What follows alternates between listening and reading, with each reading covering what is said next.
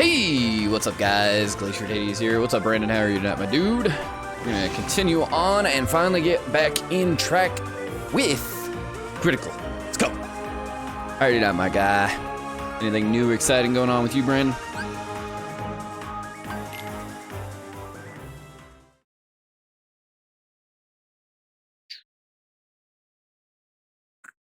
Sorry, just adjusting some settings real quick. What's new, my dude? Anything? Everything sound good on your end, by the way? Everything sounded good when I tested it, but sometimes things change. I feel like my face is really half lit right now. Oh well.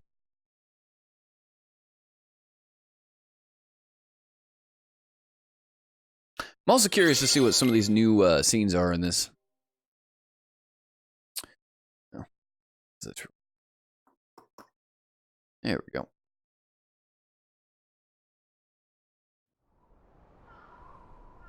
We're gonna try to skip through as much as possible of this, though.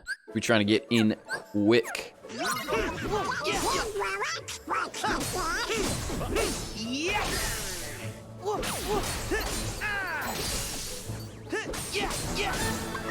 Oh yeah, it wants me to do this. Oh, I got you, my dude. Dogs can't be a handful, though. I feel you.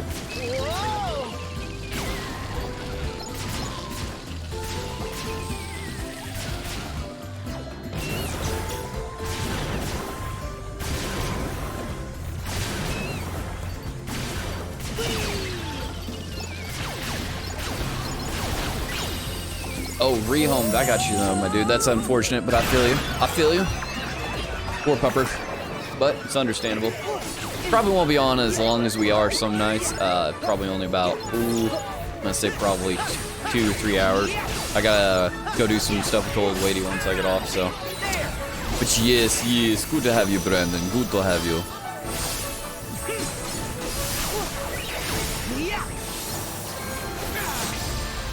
Oh, that was a lot quicker than I thought it was gonna be.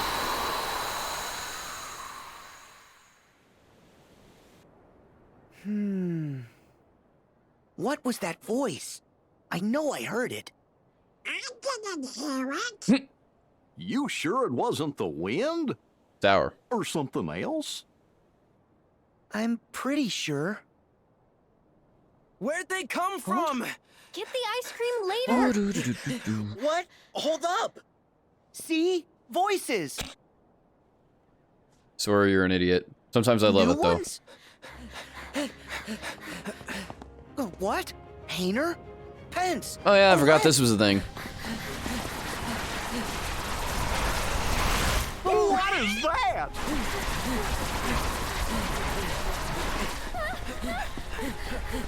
Hey, Sora! Hello, goodbye. Oh. Go! We got this.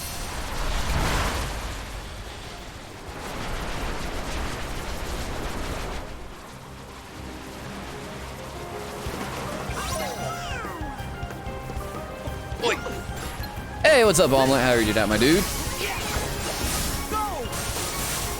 Oh yeah, these cutscenes are beautiful, my dude. And the fact that it's like everyone's connected now is really funny to me. Yeah. Oh, this Keyblade is OP for this part, though. I definitely used a potion, but okay. Well, there's death number 1. But yeah, how you tonight, Omelet? Anything new going on with you, my dude? Good to have you. Good to have you.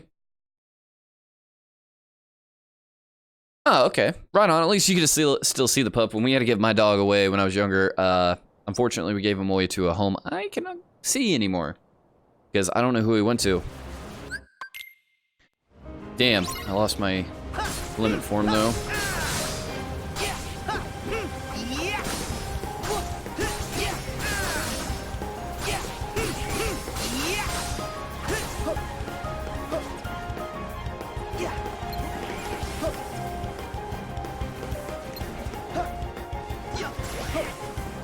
I'm trying to watch this.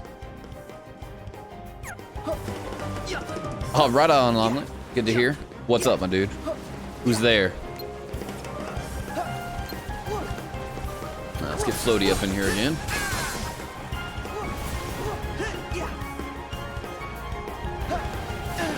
I definitely tried to block that, but okay.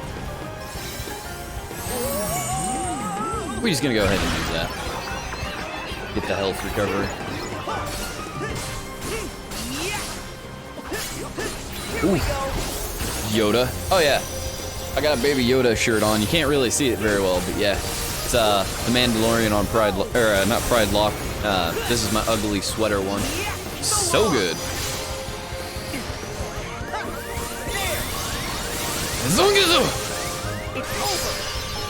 There we go. That's how you do it.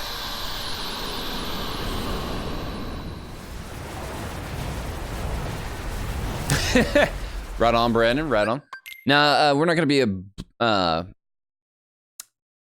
bum rushing with the premium menu. I'm going to try to do it legit. Make it a little bit more entertaining for you guys. Yoda boss, yes. Oda boss. Yoda boss. Yoda boss. Yeah, let's go ahead and switch the shortcut real quick. Cure some. Alright, that actually works out pretty well. You see any lucky emblems? Oh yeah, I forgot this was the thing now. See what we got around here. I'm seriously craving ice cream. Let's see. Start doing those now.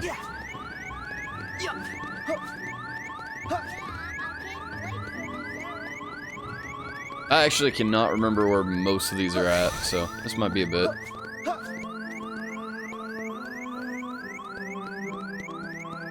Alright, catch you in a sec, omelet.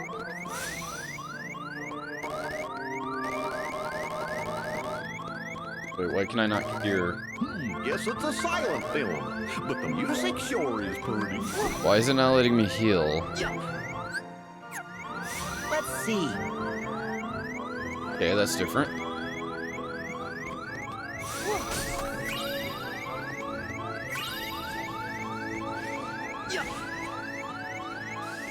I feel you. I feel you, my dude. That was close. Yeah, why can Donald heal me, but I can't? Weird. Do I have like Let's some see. ability that keeps me from healing?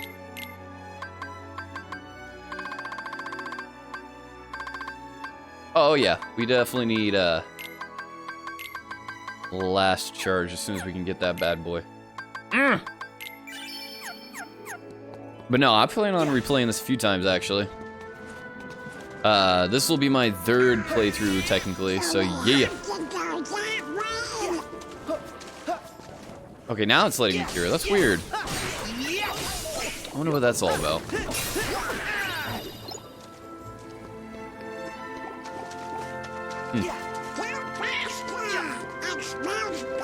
Shut up, Donald.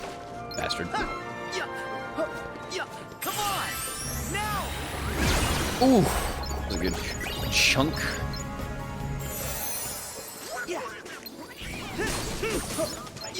I'm gonna try to bum rush as quickly as I can through most of these enemies, though.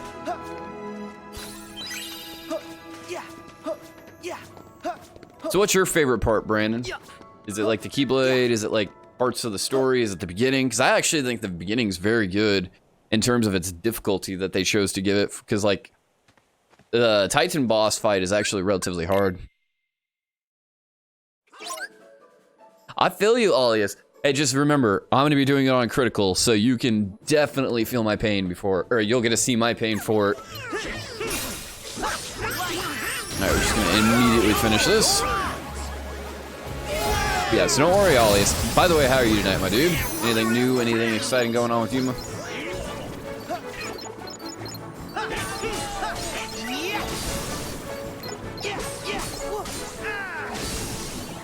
Gosh, they're not making it easy for us. Oh, okay. Well, congratulations, Alias. Congratulations. Well, then I finally get to have some pain as well, my dude. Linder. Gotcha. Are you trying to, like, what? I'm confused. Are you talking, like, the program bender? Or are you talking, like, blending, like, makeup? Like, I'm just curious. I'm sorry.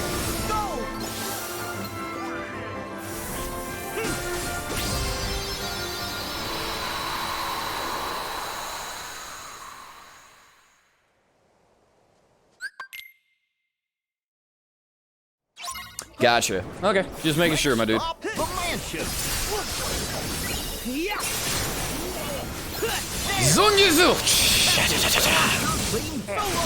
Love that. That is a sexy ability.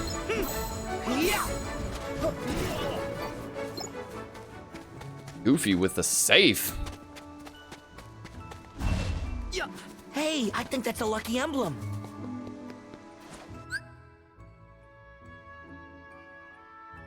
Ooh, fair enough. Yeah, I need to switch to the Oathkeeper here in a sec. Let's go ahead and switch to that, actually.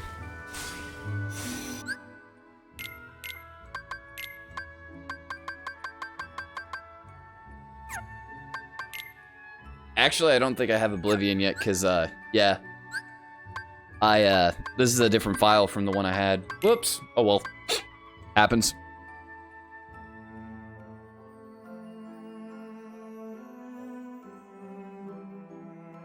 Fair enough, Alias. That would actually be a pretty intense game. I would love to play it, but I'll probably also rip my hair out.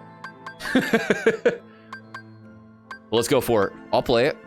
If you can make like, that'd be like the Dark Souls of Kingdom Hearts. Just saying.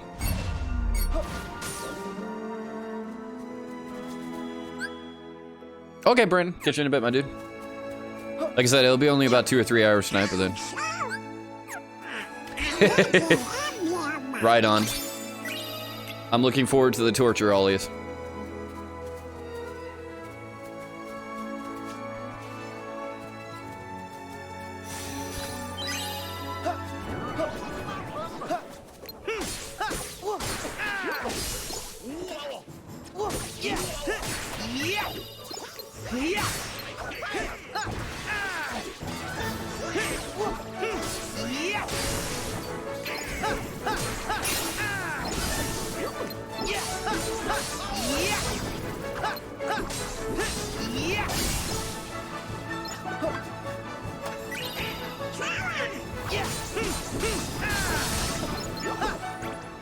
Alright, let's do this. I see it. That building up ahead. Okay, whatever. There we go.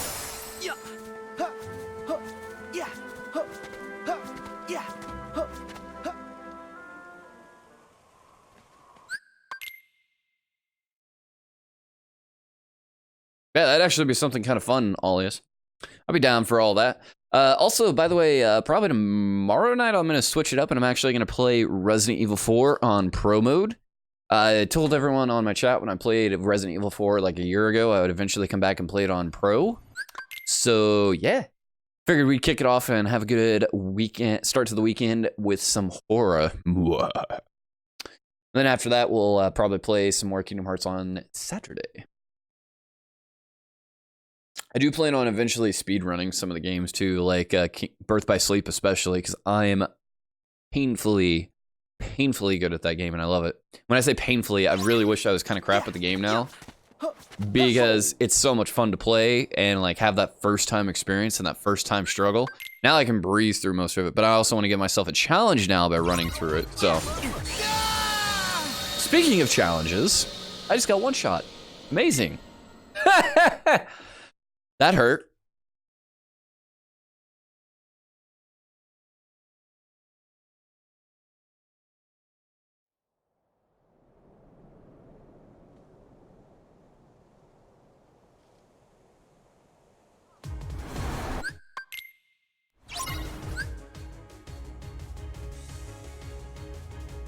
Oh yeah? Why is that, Alias?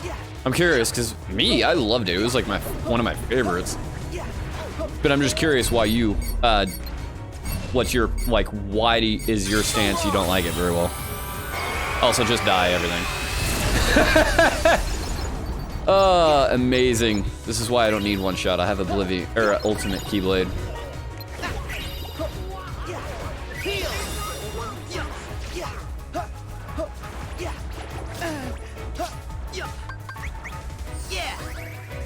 This classic Kingdom Hearts 1 music, though. So good.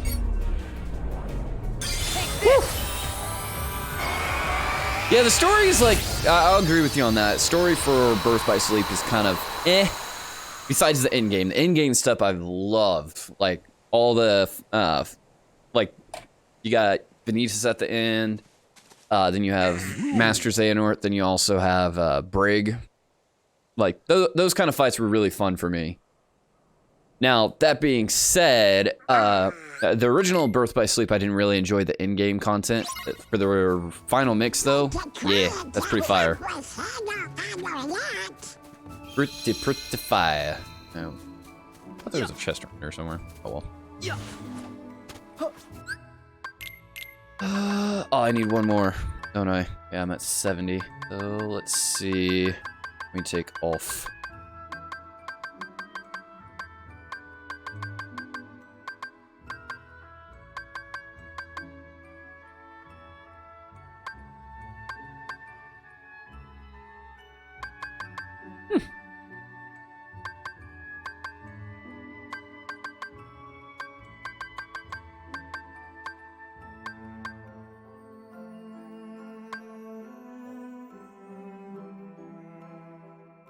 So this right here is actually the reason I love that you can actually get form changes relatively quick and critical, because you're going to be healing a lot.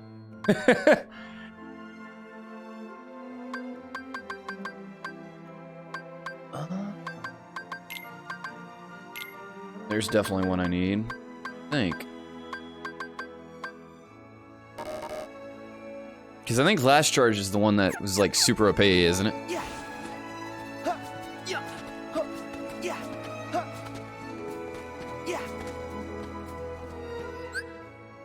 Olius, yeah, you're correct on that, but at the same time, like, I get a feeling that, a lot of the fact that the Princesses of Heart know about the Keyblade got to do with more of, just how the, after they get kidnapped. Like, I don't think it actually has anything to do with the fact that, well, maybe, I'm not sure. You do have a point. Like, it should have addressed more of the Princesses of Heart, but the Disney worlds always seem to get neglected nowadays in Kingdom Hearts. Ever since Birth by Sleep. Like, they don't... Kingdom Hearts 1 did the best of implementing the Disney world into the story as far as actually into the story and not just, like, filler. Like, Kingdom Hearts 3 is probably the worst example of this. It was literally just filler most of the time. So... maybe that's just my opinion, but yeah.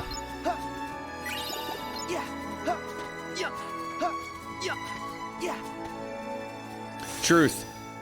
I feel you on that Well, I one. bet you there's a lucky emblem here. Oh my god, Goofy, you're right. Let's see. I don't know why I just Let's see. exited out of there, but there we go. Yeah, unfortunately, the character development in Birth by Sleep was weak. But I feel like a lot of that's also got to do with Aqua's, like, crappy voice acting in that game. That's because her character especially, like, annoyed the crap out of us in that one for a long time.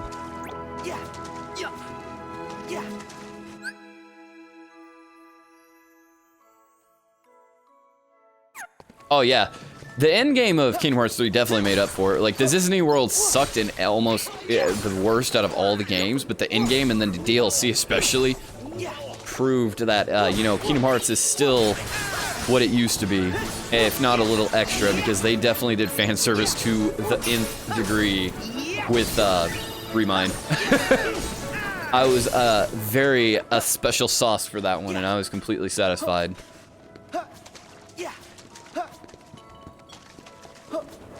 Okay, so everyone gives Terra crap, but I actually thought his voice actor did well. Obviously his story was kind of eh, but at the same time, you gotta understand, like, if Terra followed Ericus without question, right? Like, because obviously Ericus and Terra have a very special bond, like father and son, pretty much.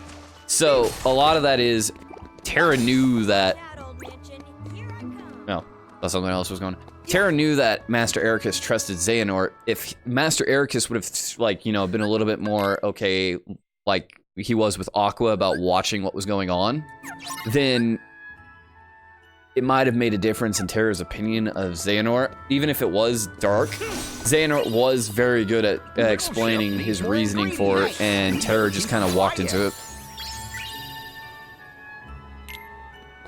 Truth. Pirates of the Caribbean was my favorite Disney World in this one. I didn't really like Big Hero 6. I thought it was just kind of eh. It was more, that one was like one of the more filler ones just because you really don't get, like, it just didn't feel very good to me. That's just my personal opinion. Pirates of the Caribbean World, obviously, they put a lot of effort in. They put in for both the, for the palette, the art they did in that one was god tier. And then, I also love the pirate mechanics, like leveling it up. Even if it was just kind of a small detail of the game, I loved it.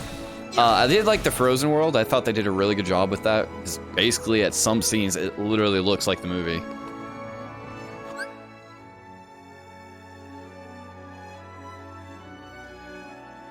So he was struggling. The struggle, Terra, you are correct. It really doesn't explain that very well. The struggle with Terra wasn't so much the fact that he couldn't, like this darkness was just taking over him like super hardcore. It was the fact that he couldn't keep it in check. Because as Ericus says, pretty much every heart has darkness. Ericus was just worried because Terra didn't seem to be able to hold it back sufficiently, and that's when it leaks through. Ice cream is sweet. And apparently he's had this problem for, according to Ericus, for a while. It's not just this one incident. I know the game doesn't do a very good job story of telling that straight up, but apparently that was his biggest concern, is his love for his son. His Terror even admits like they had a father and son relationship was what caused him to be overprotective. Had he simply just let it go, I think it would have ended a lot easier without Terra feeling the need to be driven to the dark, or without Terra feeling separated from Ericus because he's like giving himself into the darkness.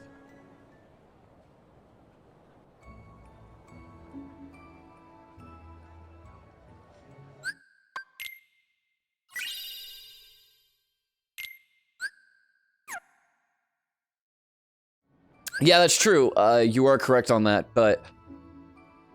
Oh, yeah.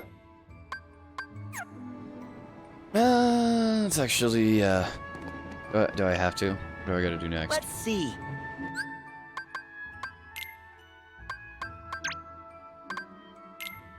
Okay, so we're done here, right? Yeah. We brought some ingredients. Go ahead and eat, cook real quick. But... Terra, it's one of those things, like, if you see the signs there of, like, it's like a dog, you're, or not a dog, but a child. You see something that in a child that you don't like, you're gonna tend to try to, you know, teach them not to do it. And if they do it, then obviously you're gonna reprimand them and be a little bit more cautious about it. That was kind of like Eric's thing. He was trying to, be overly cautious and ended up backfiring because he should have taken a little bit more a hands-off approach and let more or less Terra's peers help him with it, because as you can see, the way Ericus does it, he reprimands Terra, then commands Aqua to watch him, so Terra feels betrayed. He feels like Ericus doesn't trust him, instead of if Ericus would have simply just asked Aqua to help him, keep an eye on him, and talk to him about it one-on-one, it would have seemed more appropriate, because it would have been his peers instead of his master, and they would have just had a better discussion. It's just one of those things. It was Ericus's failing just as much as it was Xehanort's. You know what I mean? Oh yeah, if the beginning would have showed, like, Terra, like, losing his shit, or, like, he gets, like, a Heartless comes from, or, I don't even know how to explain it. Like, if all of a sudden the Unversed came after Terra because he was having these negative emotions, these dark emotions, that would have made more sense. I get you. Mark Hamill can never do long, but Master Ericus obviously can.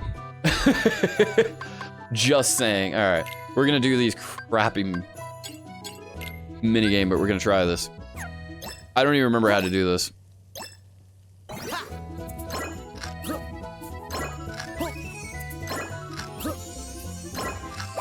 Fantastic.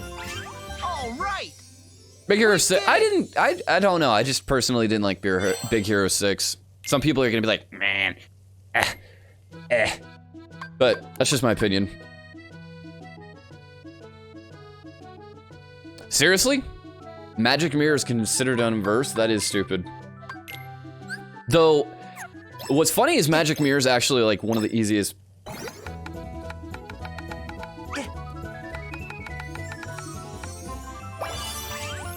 I still got an excellent somehow. I don't even know how. So I wasn't even paying attention very well.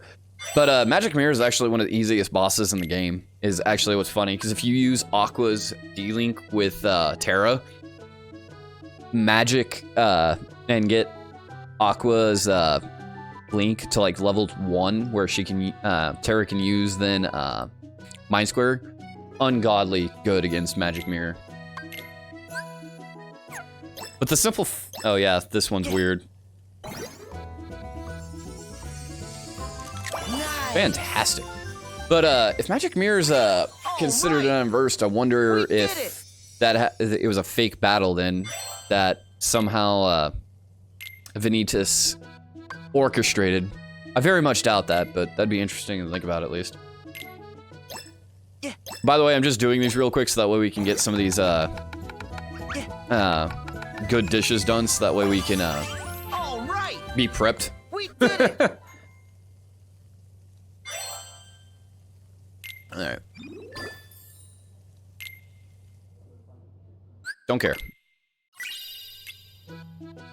Alright, we'll do this last one and then we'll bounce. I just wanted a few good dishes. Yeah.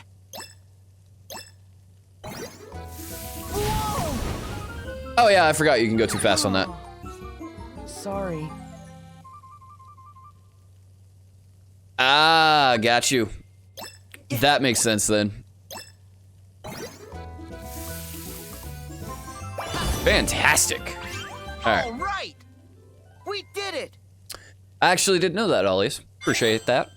Yeah, if you have any little tidbits of like knowledge like that for background, be sure to let me know, because I actually love like all those small little details like that. That kind of does break the whole Vanitas story, but at least that kind of explains that mess up. I wonder if that was an accident and they just kind of added that in to gloss over that fact.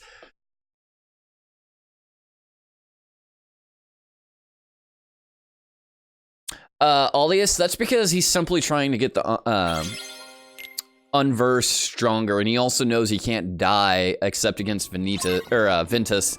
So that's the reason he keeps sending them against him. Poster's got one of them promo games. But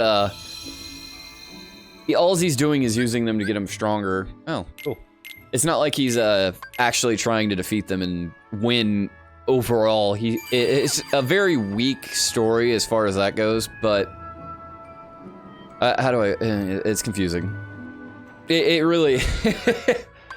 Like, you're right, he could have just easily defeated him at any time, but if you actually look at the endgame, technically they did win, so it's not like he lost anyways. Oh! I'm sorry I left without saying goodbye. Did Master Yensid tell you? I'm training to become a Yeah, that's right. I've seen this before. I thought this was a new scene. Yes, Vanitas can die, but in Kingdom Hearts 3, they still have to have like the actual clash against the darkness itself, or otherwise that Keyblade won't be made. Even though the unversed come for Vanitas, he can't technically just send them, because then technically he wouldn't be facing the Guardians of Light. You know what I mean? He actually needed it's like they have to have the clash hands-on. Kind of. Oh yeah, cool. Don't care. But that's kind of the story of that, I guess. But that being said, I also, from what I gathered, Vanitas is like a lot weaker than he was in Birth by Sleep with the Unversed, because Ventus is asleep. You get what I mean? Ventus has been asleep this entire time, so he's been weaker. He hasn't been able to properly oh, Constellation's down. Cool. He hasn't been able to properly get stronger as Vanitas has wanted him. You know what I mean?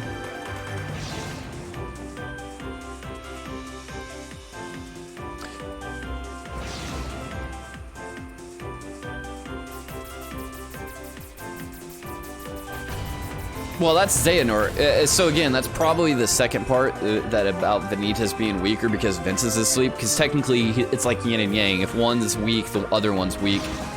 And we kind of see that with the simple fact of once Ventus awakens, that Vanitas all of a sudden like regains quite a bit of his strength. As far as that is, I think the Heartless Swarm was an unintentional side effect of Xehanort. I don't know if he actually wanted them to die during that. Because it's hard to say. Technically, we see the Heartless kill him off, but I don't think Xehanort actually brought the Swarm. He just brought some of the Heartless. Then it's Terranort who shows up, and after he's defeated, then the Heartless Swarm shows up. You know what I mean? I feel like the Heartless Swarm actually shows up as a... They're being drawn to the darkness that is all the Xehanorts. A little bit of... It'd be one of those interesting things to theorize about for a while. I might actually have to think about that more.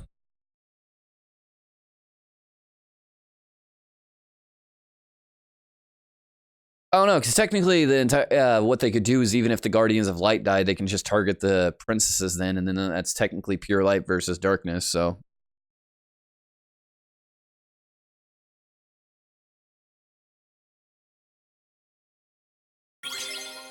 You say that, but where's Ventus training? We don't see him practicing or nothing. He literally comes from being dead-ass asleep because half his heart shattered to the next day going to fight the Keyblade War. You know what I mean?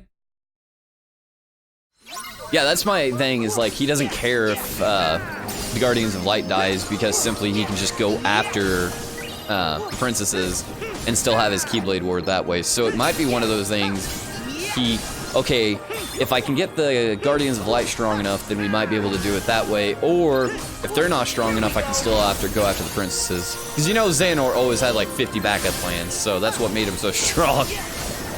It was his intellect and his planning, not so much his pure power, which is also really high.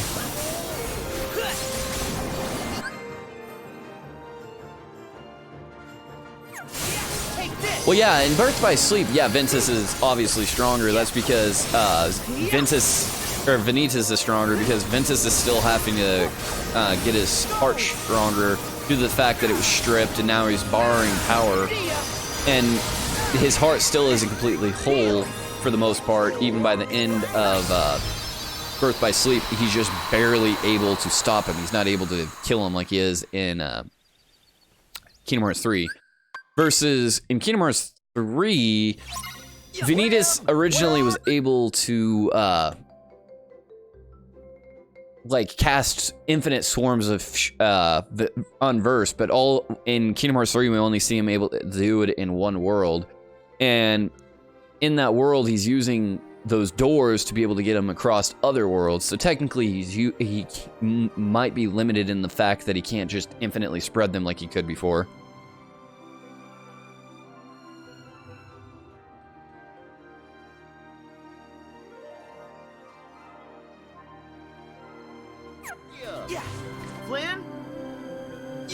Yeah, Vanitas shows back up from the negative emotions, but that's what I'm saying. His darkness isn't as strong because Vanitas' light isn't as strong anymore. You know what I mean? Ventus's light has just been sitting there chilling for 10 years instead of... so it's been dimming, essentially. As funny as that might sound. True. I mean, it could just be efficiency for at this point. He's just like, you know what? I'm gonna be efficient. And I wouldn't be surprised if that's actually the case. That would be kind of funny.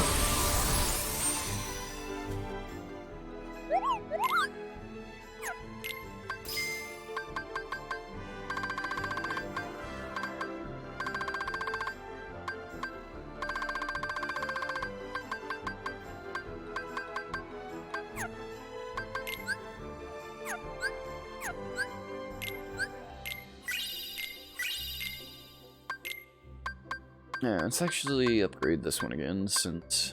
yeah. So we're gonna do some grinding.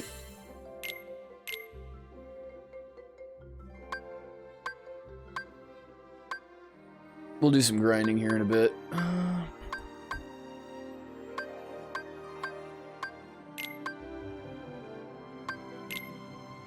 Wait, I can power up... Since when have I been able to power up the ultimate weapon?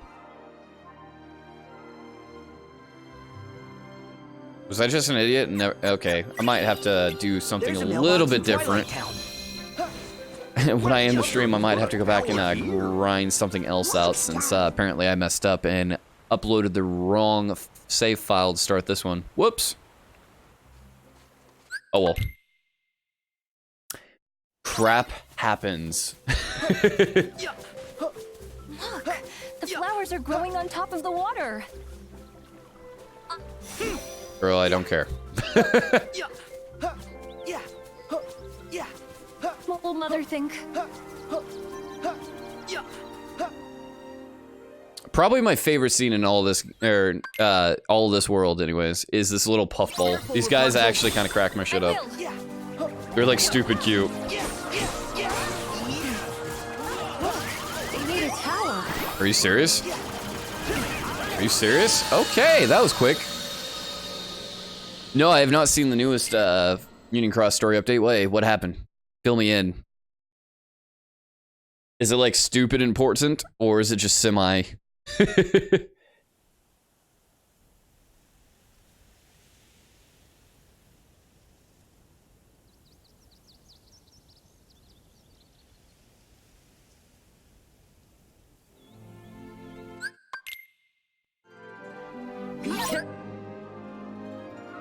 So Ventus isn't the pick. Got you. I will.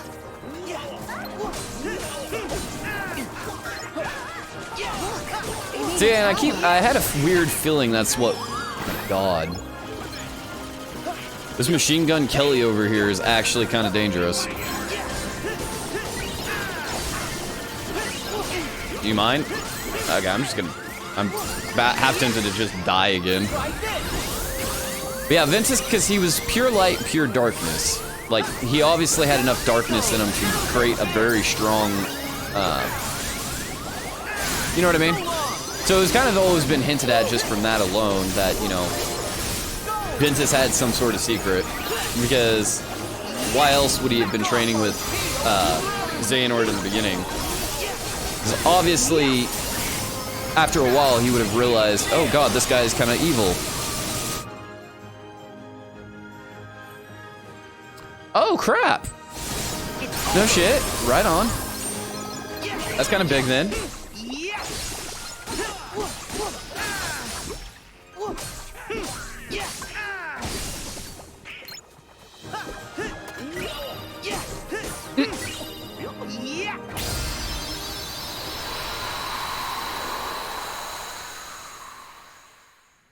Secret. You're shitting me. That's amazing. That is amazing, Alias. Ooh, now I'm gonna have to check that out after I end the stream. Appreciate it, my dude. Ooh, that's delicious.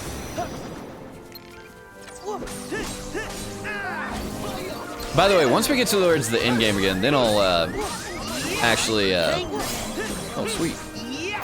I'll be watching the cutscenes again because, you know, the Keyblade Graveyard is amazing. But yeah. That's actually really cool though. So then that makes me wonder, how did the Princesses of Heart get that Keyblade chain, you know what I mean? Like, does Lorium get defeated or something? It's getting juicy!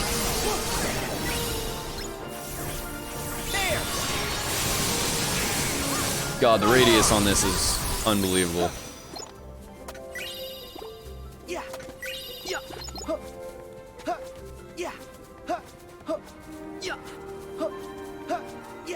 Dandelions. Girl, get your butt out of here. Look. Oh. Watch.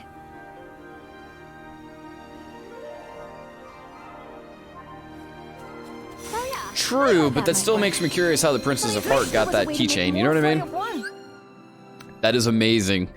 That would actually be interesting that the Darkness character itself is a time traveler, like the Master of Masters.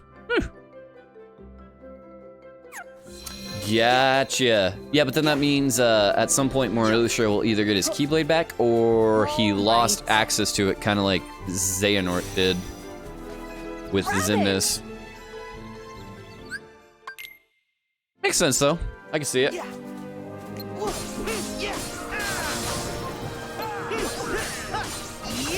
Ooh, that's juicy.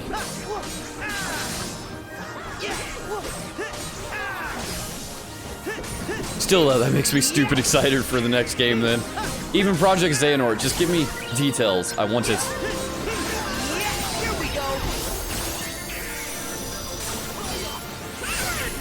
Don't even actually have to fight, let's just use this.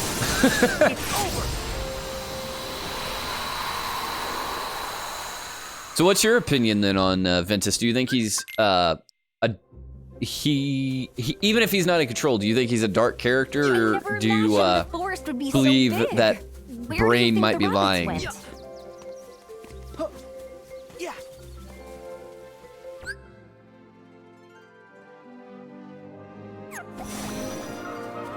Yeah, I know what you're talking about. But the problem is, I'm pretty sure that the one is Lexord, and the other one I'm pretty sure would also be, could be, Dimix. Like, I don't think any of those characters are actually from Final Fantasy that were in the car with them. Because in Verum Rex, I could see why it would, why they might have, like, Verum Rex characters, but why would they have Final Fantasy 15 characters in there? I understand it was 13 verses, but I don't know. It's just, if Luxor's in there, I would also assume that maybe the other person is Dimix. Oh god.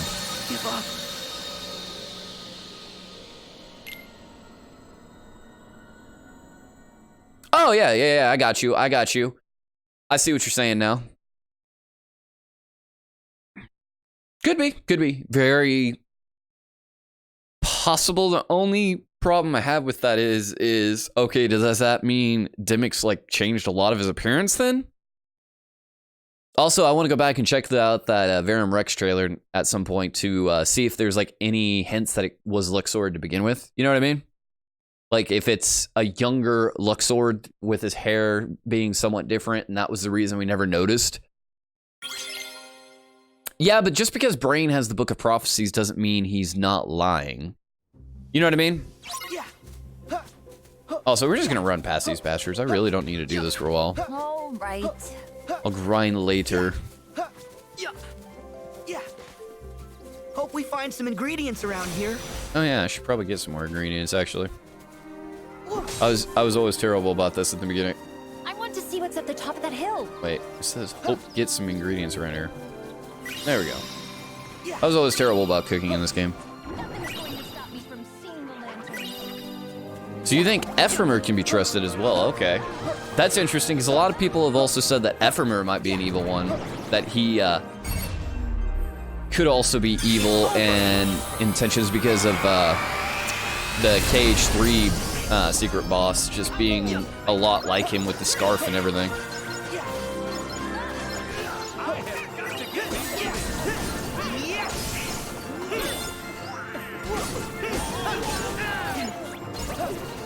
Like, Kingdom Hearts is just becoming like Clue. Who did it? Who killed Strelitzia?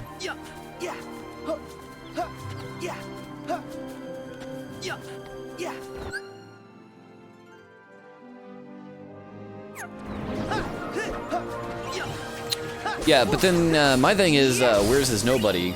Because Ephemer, if he had... You get what I mean? That's my thing, is where was his nobody this entire time? That's what I'm, like, really concerned about, because I almost have no doubt that that was Ephemer's Heartless. But then, yeah, where's his other half? I mean, his body's not just going to turn into a normal Dusk.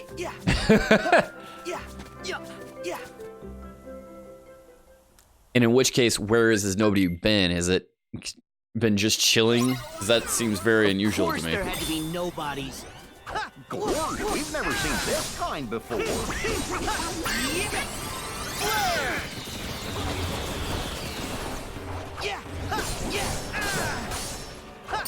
Yeah, but you say the nobody can't exist, but if... how do I say this? So, Ephemer kills Lorium, but then he still survives, versus he kills Ephemer, but Ephemer doesn't survive. You get what I mean? It's just really weird that that happened that way.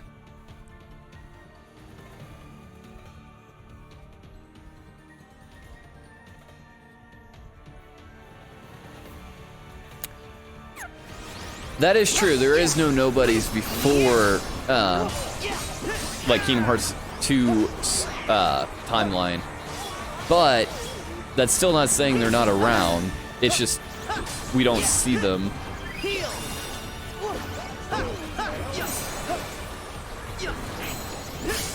I don't know. It's just me theorizing. Okay, so what I'm saying is, what you're saying is the nobodies didn't exist before Xehanort's experiments, but I don't feel like that's true because I don't know. That just seems weird that all of a sudden nobodies came out of nowhere and like that was completely Xehanort's doing. Because how would Xehanort have got that many normal people to all of a sudden become nobodies? Like, the Heartless obviously could amass a huge amount of regular Dusk. Okay, I can see that with Lorium, but I don't know. Yeah, I can see that. Lorium obviously survived to some degree, long enough to become a Heartless and nobody, but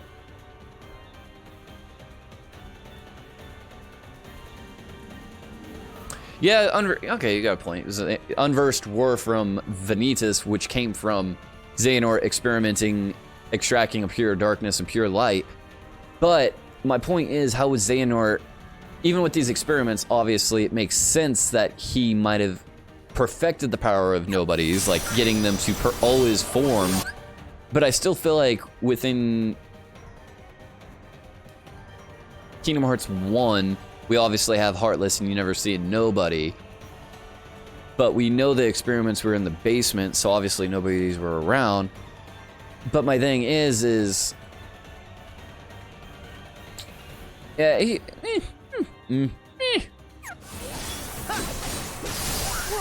can see where it could be...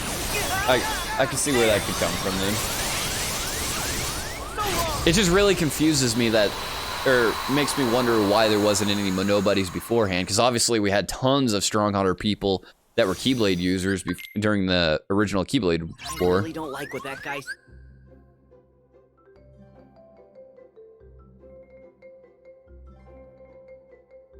No, that's what I'm saying. All those nobodies, all those people that fought in the Keyblade War did become Heartless. That's what I'm saying. But that's the reason I'm saying it would be weird if Ephemer didn't. And that's my point. Where is his Heartless? Is it one of the nobody? Where's his nobody? If that truly is Ephemer's Heartless.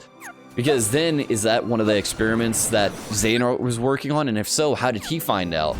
Also, is the girl that that Xehanort was experimenting on, is that Ephemer, or not Ephemer, Scold? And if that was Scold, then does that mean most of the other experiments were also former Keyblade War survivors? You get what I mean?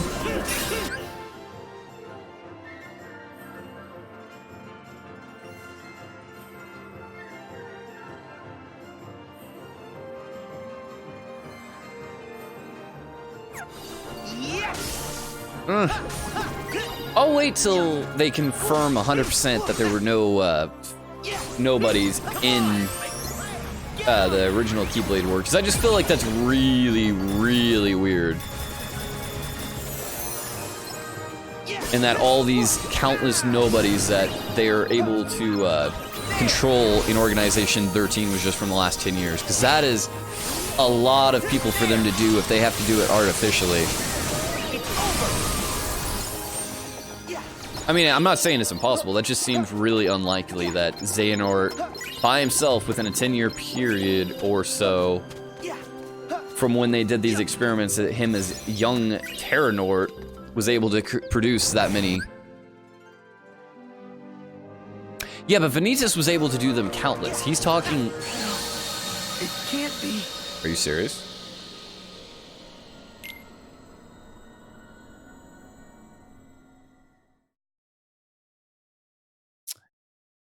But anyways, Vanitas was able to do that because they all flew or were produced from him, versus every nobody that's produced is from a heart of somebody that had a semi-strong heart. You know what I mean? As it says, when a person has a strong heart, does their body start to act on its own, and that's only time that a nobody is created. Versus if they would have said, okay, anytime somebody, like, it obviously means there has to be somebody that had a strong heart to create that nobody, versus heartless can be very weak. I really don't like what that guy said. Yeah, we better find Rapunzel before he does. Maybe that's just a weird opinion of mine, but yeah. I'm just gonna run past all these guys. I'm tired of dying. Because Kingdom Hearts 2 even states that, though, that the nobody is created when somebody with a strong heart loses the heart to darkness.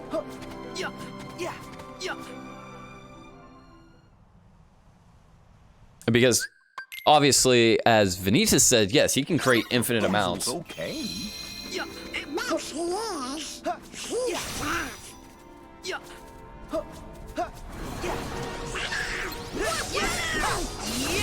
We've got company. I can't see where we're going. Let's just end this. Take this!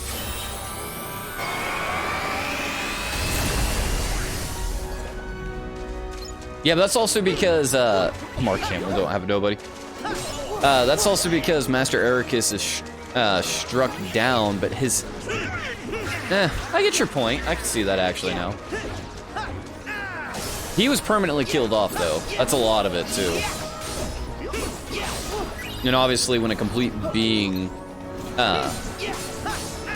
loses their heart or dies, that it can be permanent. But the problem is also that Ericus didn't have any malice. Like, he didn't have the huge amount of darkness that somebody with a strong heart during the Keyblade War might have had, because they're all like, it's talking about how they're getting corrupted by darkness in the Keyblade War, and that's a lot of what led to this. And thus, those people, I believe, would have been able to. You get what I mean? I think I see something. I see a chest. Thank you, Goofy.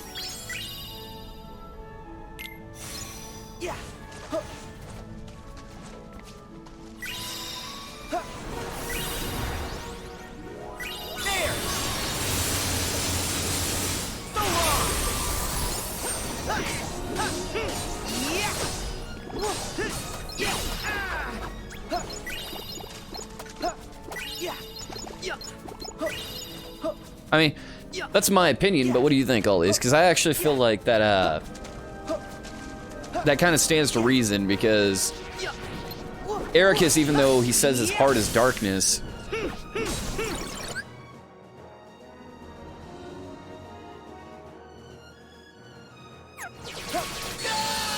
God damn it.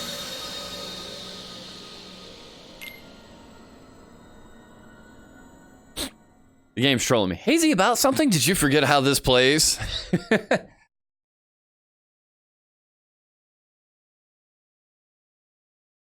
Okay, okay.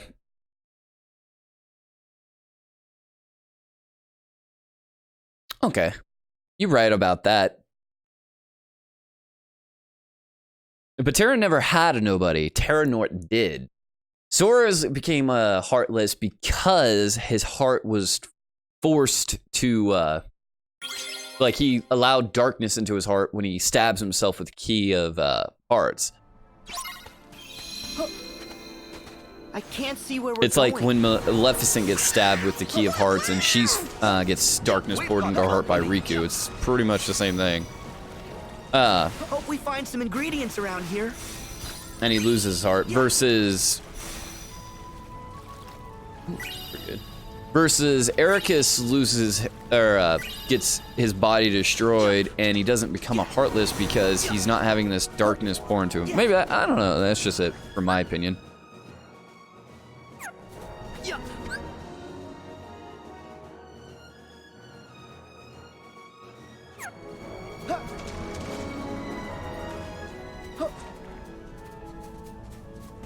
You're right on that, though, but that's what I'm... It's the point... Oh, let's see if we can get that one. Almost got it. Okay, okay, they want me to get fancy with it. Ooh. Actually, what am I doing?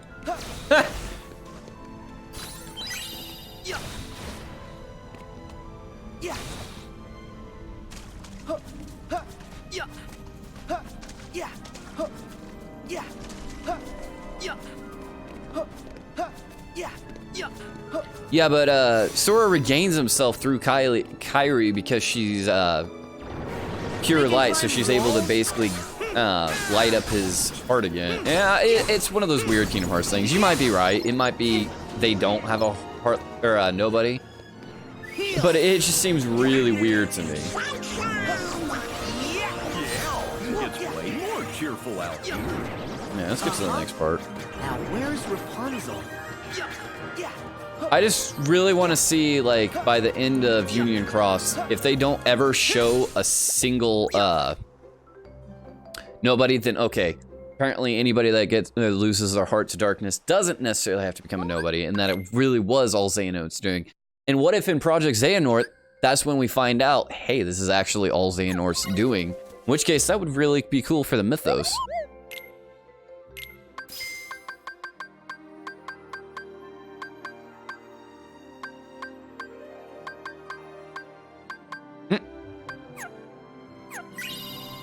Better put this in the mail.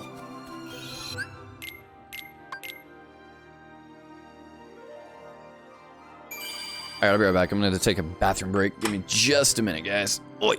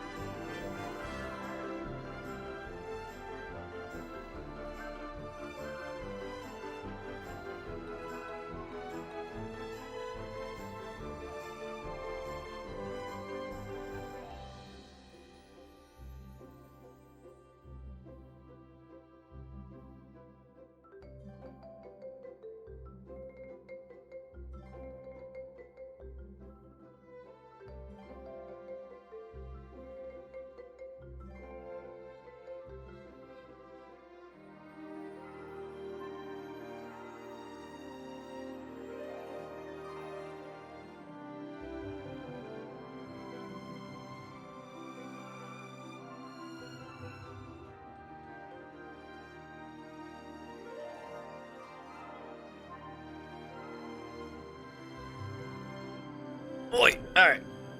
I'm back. I'm back. Sorry about that. Gotta take a quick little break. Would you look at this? Forget to mail that off. Welcome, Alex. Welcome. Training your English? That's fine, my dude. That's when I go, ¿De dónde está? Nah, how are you tonight, my dude?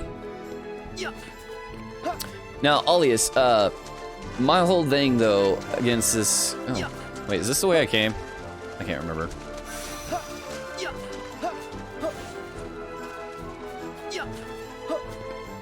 See if I can get through this real quick and figure out which way I'm supposed to be going. Brazil? Oh, right on. What's the weather down there today? Anything good? Nope, looks like I'm going back. So this way.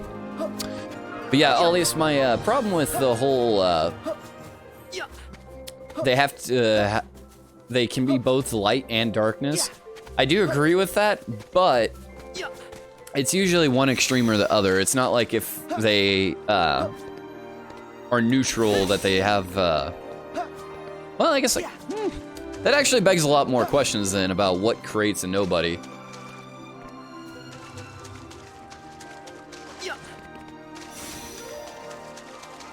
Like, is it actually... does it have to be a purebred Heartless? Can it be artificially created nobody? Like, we've seen artificially created Heartless. Not far, but we need to scale these cliffs. Yeah. Well, then let's look for a way up.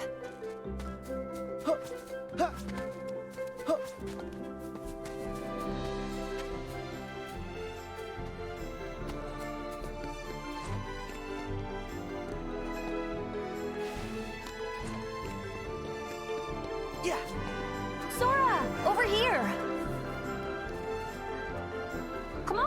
Let's swing across and look for a path. Come on! Okay, you right. Hey, what's up, Jess? How you tonight, my dude? Yeah. Yeah. Okay, so you have a very valid point. Okay, who's first? I have got to get me one of these. But then that also validates the point that, okay, anybody in the... so, Sora created a nobody, yet he was an experiment of Xehanort. You know what I mean? So that kind of contradicts the point that it was Xehanort's doing that nobodies were created. So it wasn't just Xehanort. Because Xehanort had nothing to do with Sora's nobody being created. Sora created that himself. You know what I mean? So that right there kind of proves that, okay, so anybody could have a nobody even before Xehanort. But how are you, Jess? Anything new? Anything exciting going on? Also, what are you wanting to practice then, Alex? Is there any like words that you need to practice in particular, or are you just kind of listening to how we talk? Because if you're trying to learn some English, ooh, I say some weird stuff sometimes.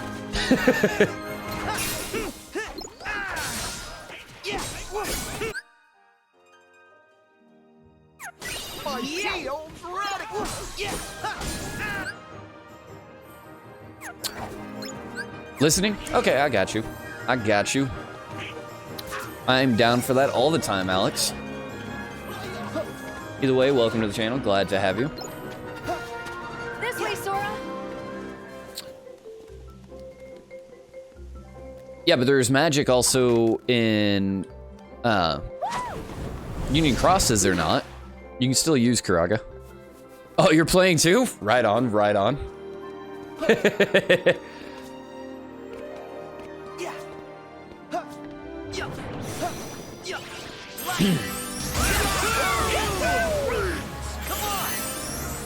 Like, I'm not 100% sure because I've never played Union Cross, but I'm pretty positive there is still magic in that game, right?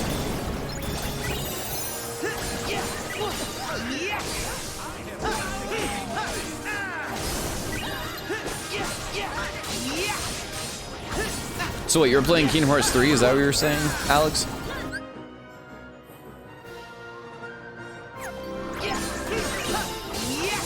Yeah, but we still don't know where the Keyblades actually come from. We know that Master of Masters created them in the X-Blade's image, but that doesn't explain where they come from, other than that he created, like, the first ones. But Sora, like, nobody ever, like, straight up made Sora's, and I understand that they have more to do with the dive to heart. But if the Master of Masters originally created the Keyblades, then it's like, okay, did he dive to heart to those he created them for, or it just leaves a lot of questions. Gotcha, Alex. Right on, right on. The farm is real. My shield's ready. I'm ready. Okay.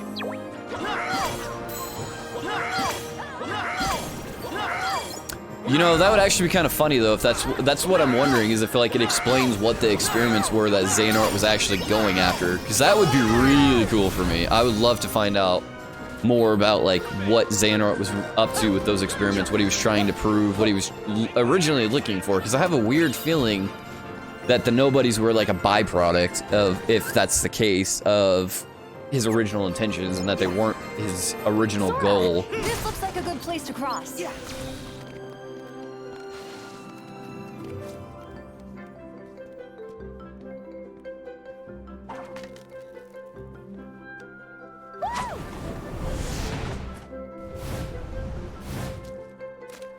Right.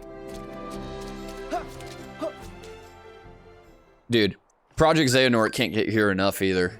Or get here quick enough, because that's like one of my biggest things, is I want to learn more about young Xehanort and his chronicles, and like who he had contact with, where he went, who did what at this time, everything. But they do need to, oh god, they do need to continue like explaining more of like the nobodies, the heartless, why things are the way they are, why didn't these Keyblade wielders become heartless and nobodies, and while some did. I don't know, maybe that's just me. Ooh, explain more chakra to me, because I'm not actually very good with the whole chakra thing. Like, I get that it's your body's energy, but I actually don't know where it came from. And I'm just curious as to how that came about.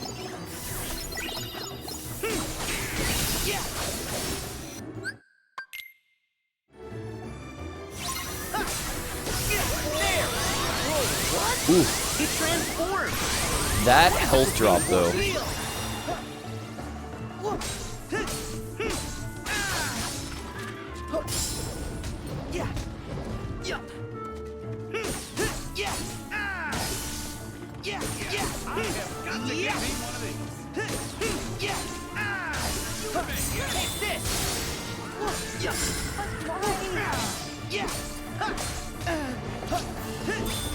Ooh, that hurt.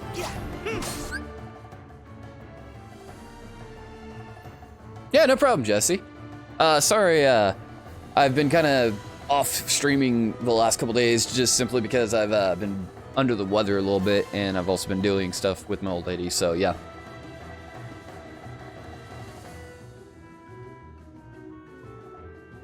Oh, okay, that's cool, Alias. But yeah, congratulations, Jess. Congratulations. Hopefully it's the job you wanted at least. I know I've got some job offers, and I'm like, I don't know if that's the job I want. Yes, Alex, yes. My whole thing, though, wait. Oh, yeah, this thing has, like, 3 parts, doesn't it? My thing is, though, I want to know the mom's name since... Ugh! So I'm hoping whatever they explain... like, hopefully, eventually, they give mom's name, because it's got to be important.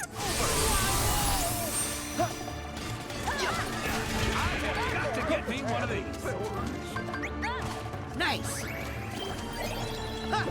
Best job ever. Right on, my dude. Like I said, congratulations again.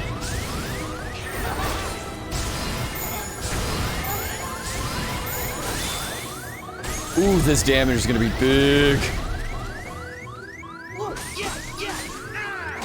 Damn it! I tried guarding. It did not work. Like, lines between whoever the master of Ericus and young Xehanort was would be great.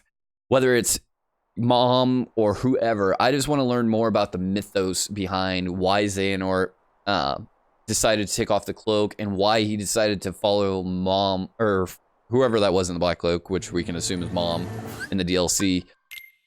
As opposed to be like, all right, this guy's weird, he's wearing a cloak, I don't know who he is, I don't, like, why does young Xehanort actually initially listen to this person?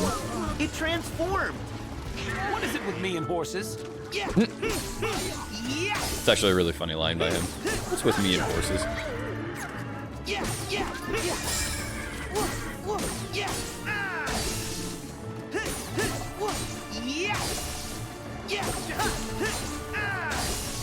I have got to get me one of these.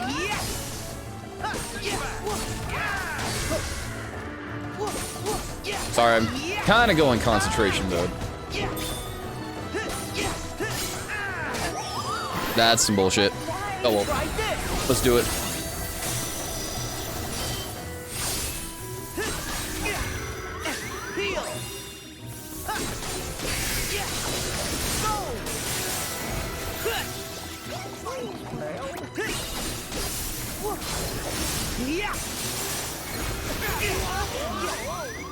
Okay, okay.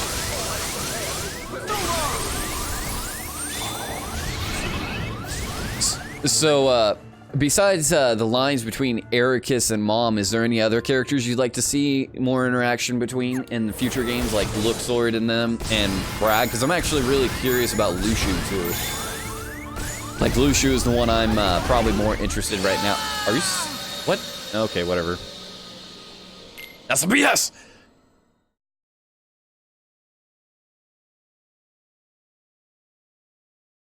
Yeet. What's up, Brandon? Welcome back. Welcome back.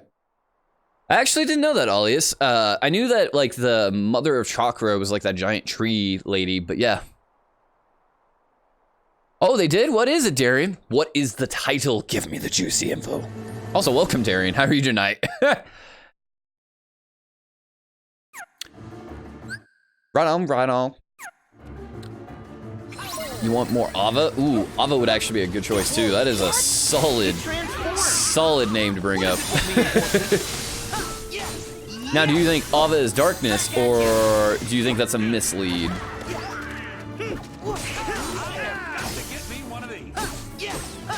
Kingdom Hearts Dark Road? That's different. That's the name of the Xehanort. Wow, that heal though. Oh yeah, because I don't have Leaf Bracer. That's why. I was like, why do I keep dying? Duh. Leaf Bracer would be useful. I do like Project Xehanort better than Dark Road. Yeah, I know. I need to look at. I've been told what the new Union Cross update was, but I hadn't actually checked it out, so I need to do that. That beautiful damage, though.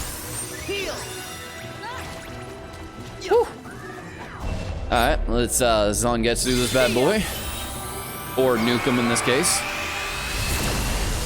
Woo! That was some damage. Yeah, I know, that's what somebody told me. Ventus is on the list, basically something about Maleficent getting in a fight with Laurium, that Laurium's Keyblade is the rumbling rose.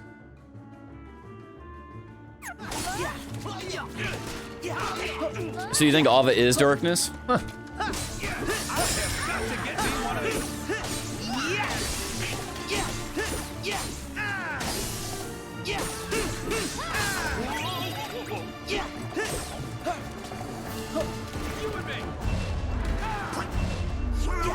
Ooh, Donald Meteor? Yes.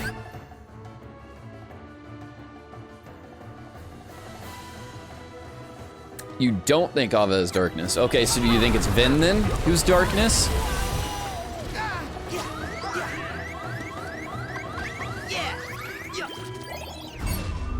Let's nuke this bad boy. No kid coming! Because that's another one of my big things. Like, they need to bring darkness more, so that way we can actually see if it's like a human or if it's actually darkness itself.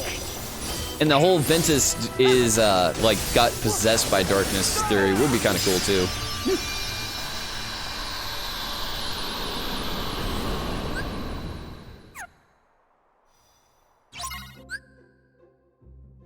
Ah, did not know that, Darian. Appreciate that.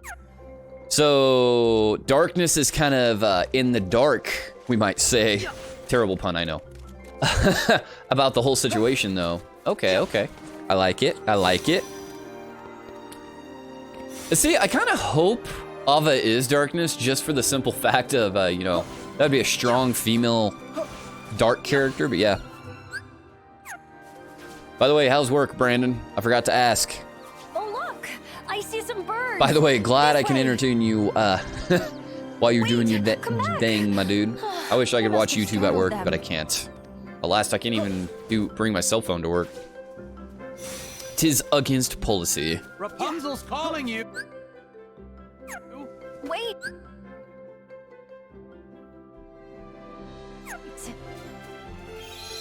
But that's my point. So the person that read it,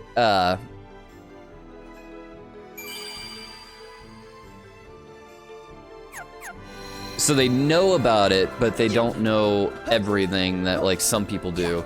And that kind of validates my point that then that, they may be thinking that they're going against the Master of Masters plan or the Book of Prophecies if they're, doing all this stuff, but they might be misguided because the Book of Prophecies might be like, oh, this guy is actually part of the plan, you know what I mean?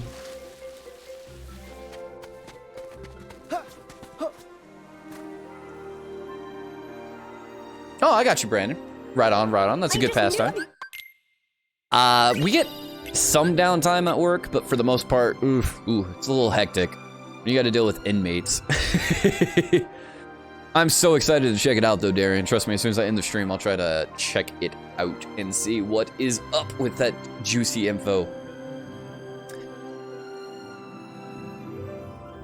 By the way,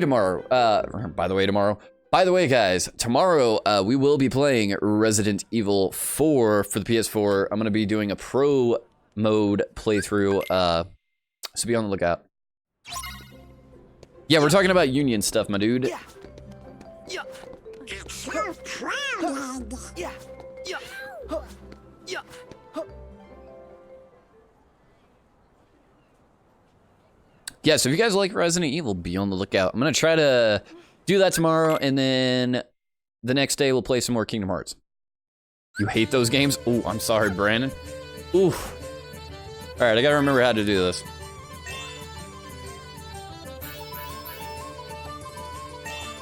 I can't remember.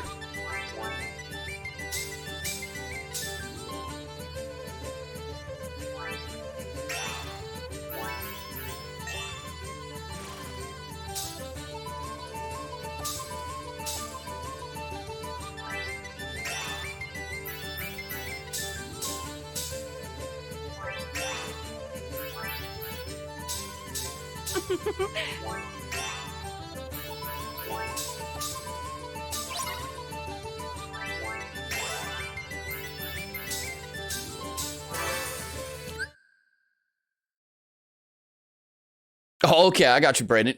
Right on. Oh yeah, I've played some Monster Hunter every once in a while, Jesse. I'm actually decently good at it.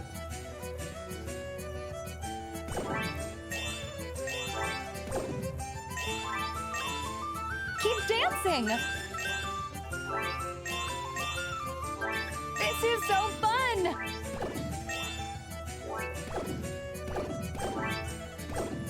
Fuck. I was messing up my rhythm. Keep dancing! This is so fun! There we go. Hey, Ooh, you say that, but Brandon, it actually can be very hack and slashy. Plus, there's actually a lot of little tidbits as you get further into the game. It's not as one-sided as some people seem to think it is.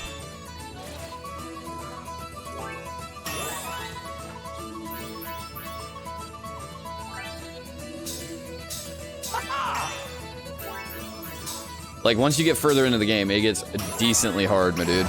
But, I can see that. I can see that.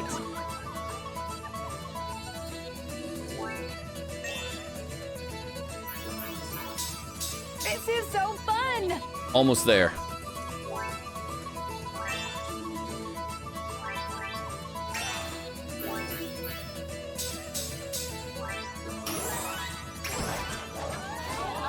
Keep dancing!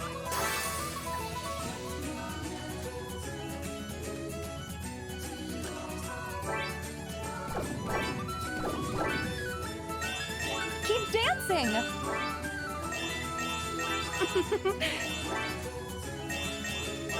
you got it!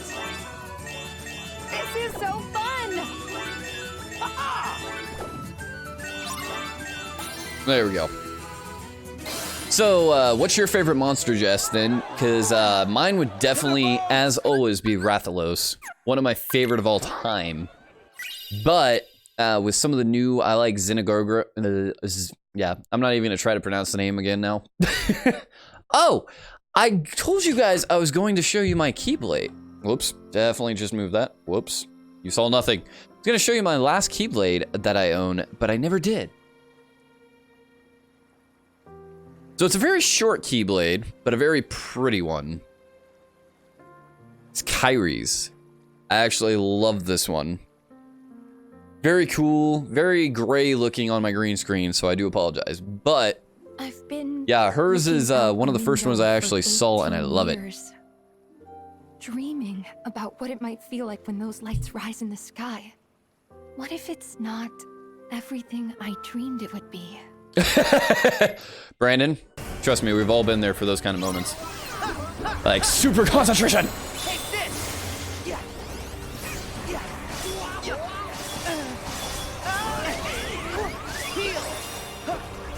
Okay, it's just time to nuke these bad boys. It's over. No, that's this isn't actually 3 Wishes. This one is what is it? Destiny's Embrace, I think is the name of the one. Super pretty. Aqua also had it, if I remember right, or one similar, anyways. You like the fluffy air bird? Right on, right on. Palom is actually pretty cool. I just don't find it very useful late game for its equipment, but its armor does look pretty nice.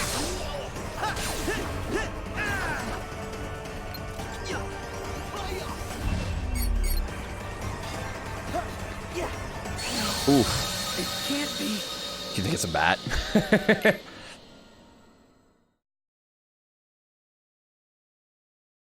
Got you, Brandon. Yeah, I can see that. Her, God, she got that originally in Kingdom Hearts 2, if I remember right. And then, of course, Birth by Sleep, you see it again with Aqua. Alright. Nuke time. Nuke incoming! See ya. Yeah, eventually I want to have way more Keyblades than this one. Or these 4, because I want to get Oblivion. I also want to get like one of the ultimate weapons, because most of the ultimate weapons always look good to me, regardless of which version it is. Don't mind if I grab that. Thank you.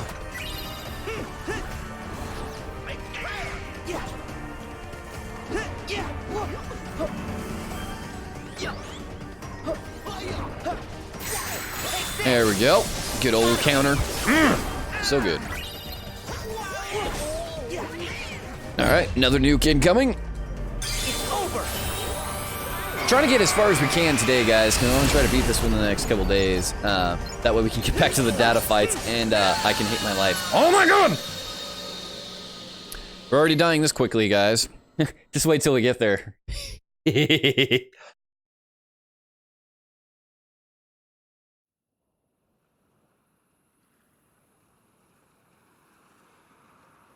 So, Brandon, do you not like playing horror games then because they make you jump scare? Because that's the same reason my old lady doesn't play them. She loves watching them, will not play them. Because she does not like having the jump scares happen to her when she's playing.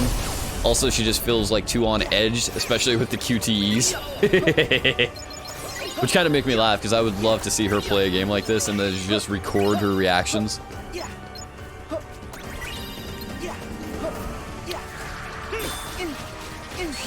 Are you serious? That was some bullshit.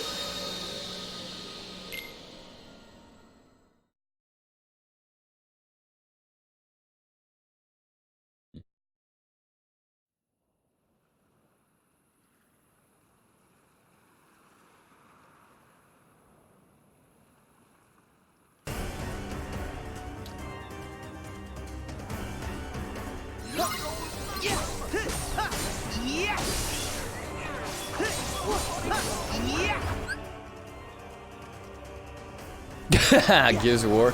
I actually have never played the Gears of War series, but I've seen a couple playthroughs of the. I never was able to finish any of the playthroughs that I watched, but I've seen several different ones. So, from the different games. So yeah, I get you. You get away from me, you bastard.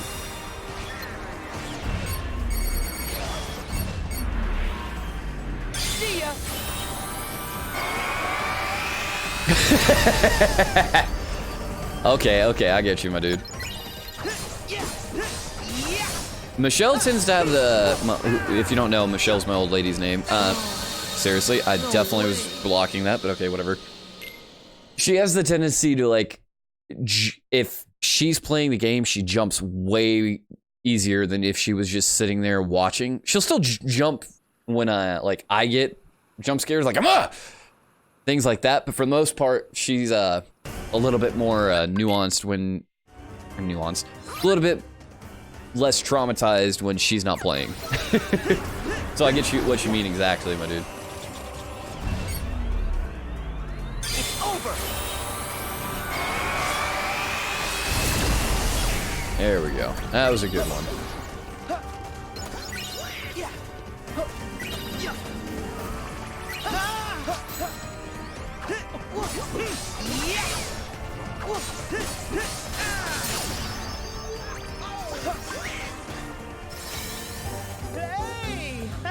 God, the Dream Drop Distance characters, though, I love so much. Always adorable, even if they are bastards in that game. It's like you're kind of forced to always use the same. I was activating my potion, you bastard!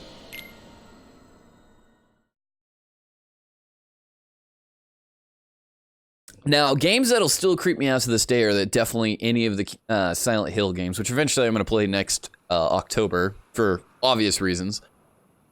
But I've only been able to ever beat The Room, because all their other ones just creep me out so much I just stopped playing them. Which is kind of weird, because I love that series.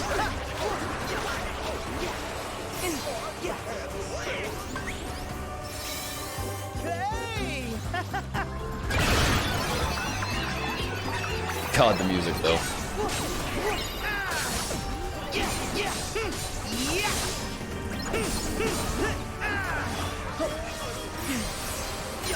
Back at you. There we go. Good combo.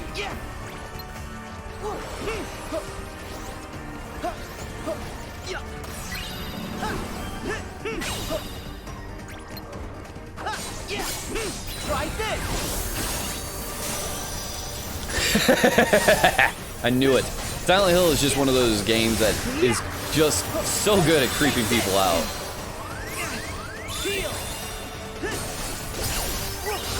I think technically Silent Hill The Room was actually the first horror game I ever played too.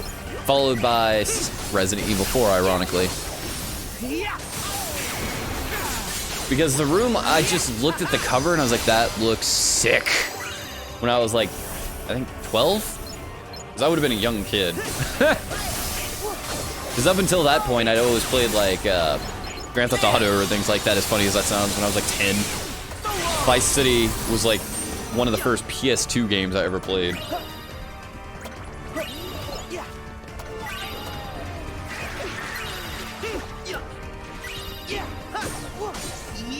Finally! There we go. So, okay. Which monster then from the Silent Hill series / which monster from which game scared you the most? Because I always loved Pyramid Head. I thought he was a really cool design. I always thought he was really interesting to look at and just, quite frankly, talk about.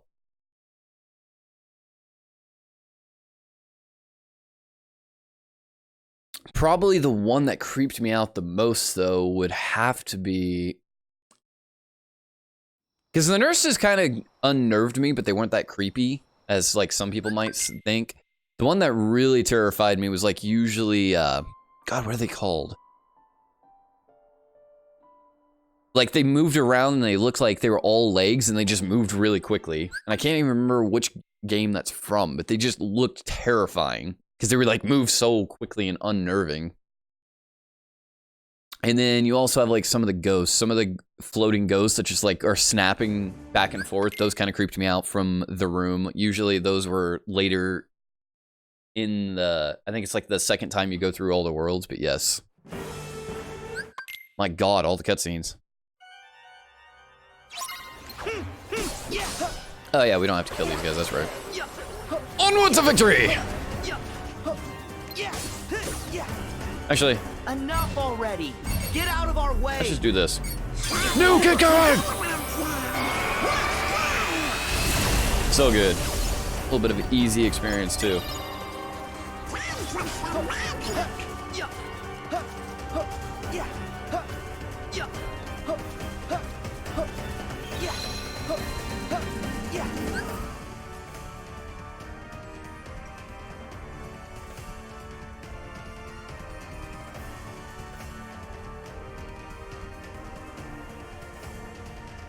Gotcha. His Pyramid Head I loved. Like, I didn't think he was creepy. I thought he was actually really cool to look at. As weird as that might sound, a lot of people were terrified because he just followed you around like an unstoppable force of nature. But I thought that was what made him even cooler.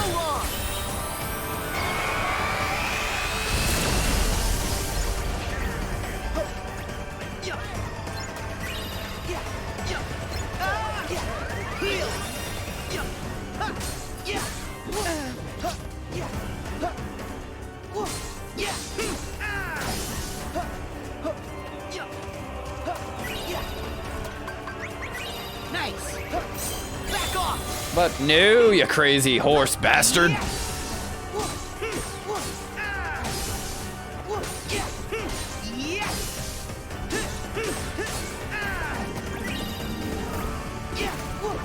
Right on, there we go.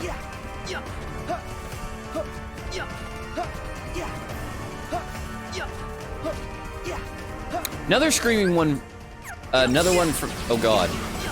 From the movies that scared me was always the children. Like the babies that were crying that crawled all over the character from the movies. Can't even remember her name now. But yeah. Those terrified me more probably than any of the other monsters in the movie, just because, like, the screeching.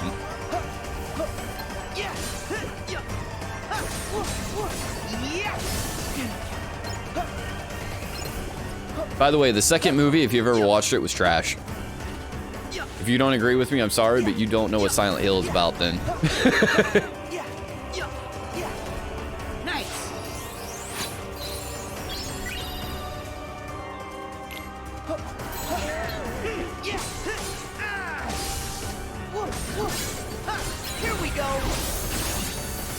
Have any of you guys ever watched the movies? And which, and if so,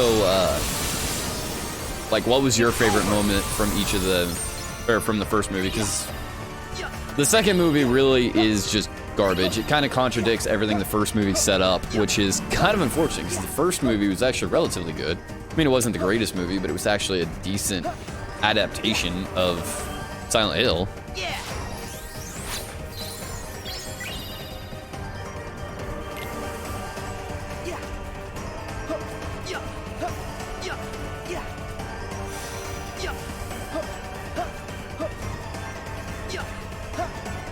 Wait, I go the wrong way. I think I went somewhere wrong. Whoops. I did, there we go.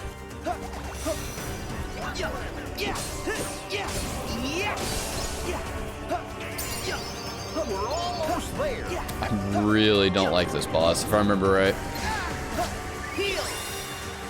Because this one has some pretty cheap moves.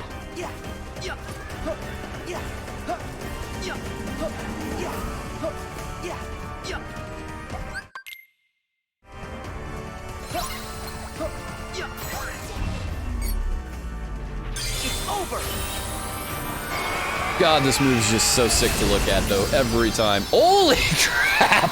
One shot. One shot. Rapunzel. I don't even need one shot mod. I have it. The tower. I know. I'm going.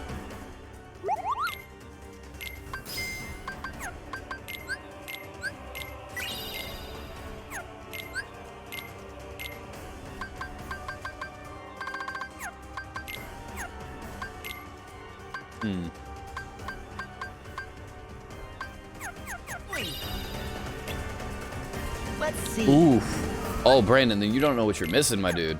No, I'm joking. The movie's, so the first movie's the only one you'd ever want to watch if you're gonna watch them. Because the second one is just trash. It basically contradicts literally everything the first movie set up. And then, Let's see. and then it's like, looks really cheesy in the second movie, as funny as that is, even though it should have had better graphics. It like makes everything look way too CGI and just way faker than the first movie, which is even more ironic because I'm pretty sure the first movie had a less of a budget than the second one. Which goes to prove that just because there's a bigger budget doesn't mean it's going to be a better movie.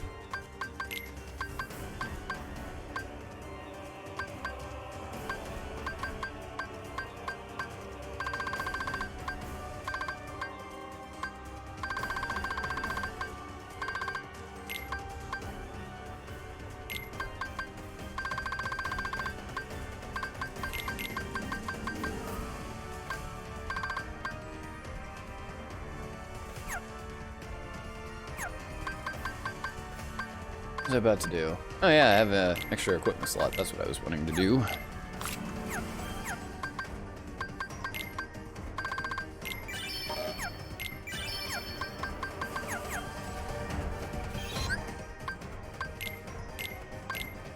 Let's Wreck-It Ralph.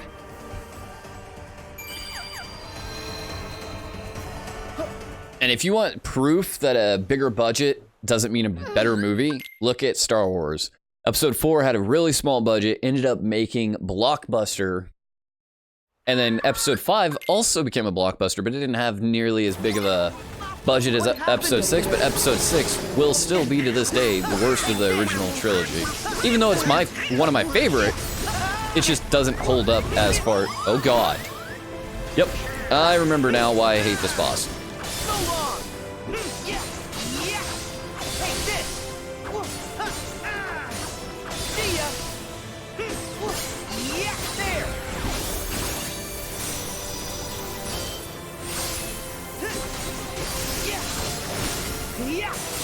Oof, that damage though.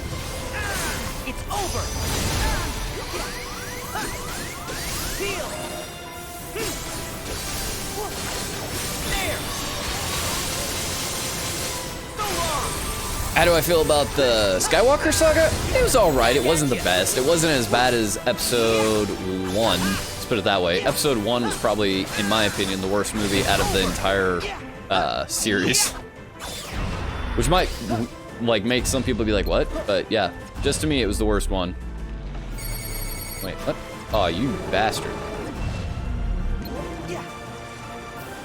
God, this music right here, this is why I fell in love with this game. Wait, what? What even hit me? Oh, that is some bullshit.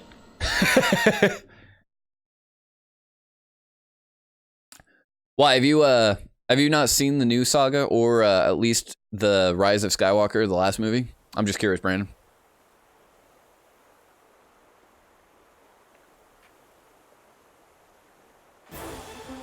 Because I thought the Rise of Skywalker was a really good movie in terms of a Star Wars movie. Now, was it the best one? No.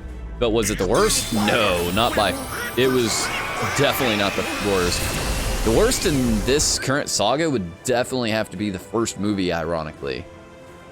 The Force Awakens. I did not like it. I actually really thought The Rise of Skywalker was good, aside from its CGI moments. It had some really, like, why did you choose this kind of CGI moments, but, yeah. Also, its story kind of was going just in the face of whatever we've been established before. But yet I still like The Rise of Skywalker versus The Force Awakens just really had some really weak moments. It just... Oh, okay. Right on, Brandon. But The Force Awakens just literally Mary Poppin'd everything and made, even though Rey is technically a Palpatine, if you guys haven't seen Rise of Skywalker, spoiler alert right now, that still didn't like explain, like, she had no prior knowledge, period, and then she just instantly became a god, like stronger than even a Jedi who had been practicing for years. The Rise of Skywalker does good in the fact that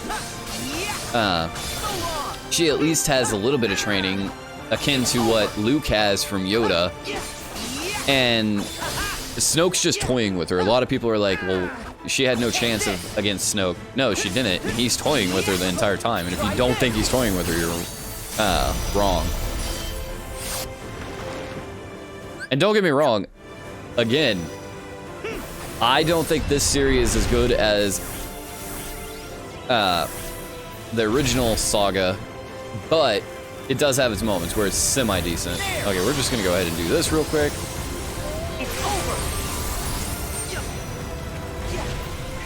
Oh my god, that was annoying.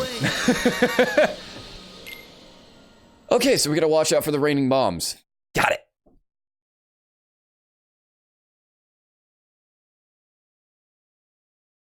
But, like, I don't know. Star Wars hasn't been the same since the original series in terms of complete, not perfection, because even the original trilogy had some problems, but its own good storytelling. Episode 1, 2, and 3, they were decent. Episode 7, 8, and 9, oh my god, might as well just die at this point. They did pretty bad at storytelling completely across the entire series, because episode 8 basically, or episode 9 is trying to catch up and completely reverse everything episode 8 did, which I understand they did that because it was different directors, but it's like, oof, it's a bad life choice. Versus episode 1 through 3, they still tell a congruent story all the way through. And episode 4, 5, and 6 do this the best. They tell the most congruent story throughout the entire series. And episode 7, 8, and 9 is just back and forth, back and forth. They changed a lot of different stuff. And then they would try to change it in the next movie, and then they would try to change it again. It just, okay, if you're gonna do something, stick with it at the very least. Even George Lucas had the balls to do that with episode 1, 2, and 3, even if a lot of people didn't like it.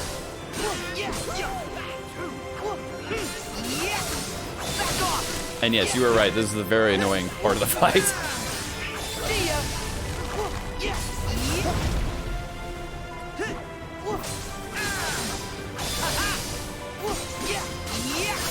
Here we go.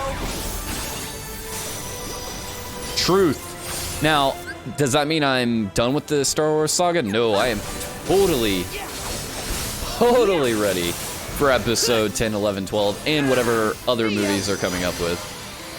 Am I as excited for Star Wars as I am Kingdom Hearts? No.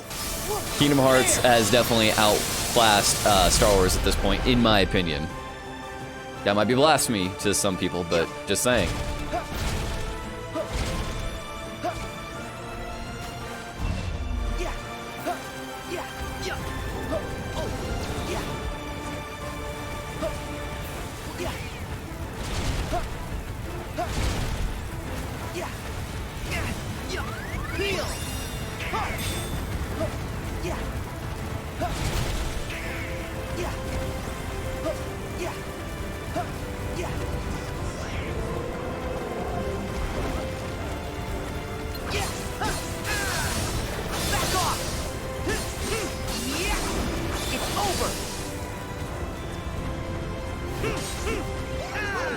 Oof, there we go.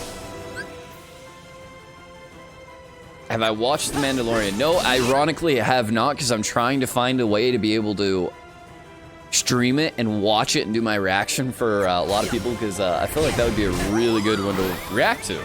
Just saying. Oh my god, I was going for the hill, you bastard!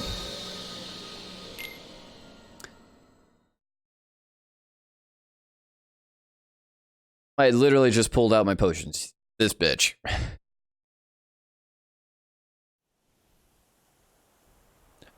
No, Luke Launcher. This is not the fight that's hard as hell. This is just me being crap at the beginning of the game because I have no abilities. And it's been a few days since I played, so I'm kind of rusty. No, the fight that's hard as hell is against Yazora. What happened up there? Yazora is on the DLC, which is my previous stream. If you I ended up dying to that boss like 52 times before I finally beat him, because he can one-shot you even when you're max level. Let's put it that way. This boss I'm really under-leveled right now. I'm also playing at the hardest difficulty, so that's a lot of my fault.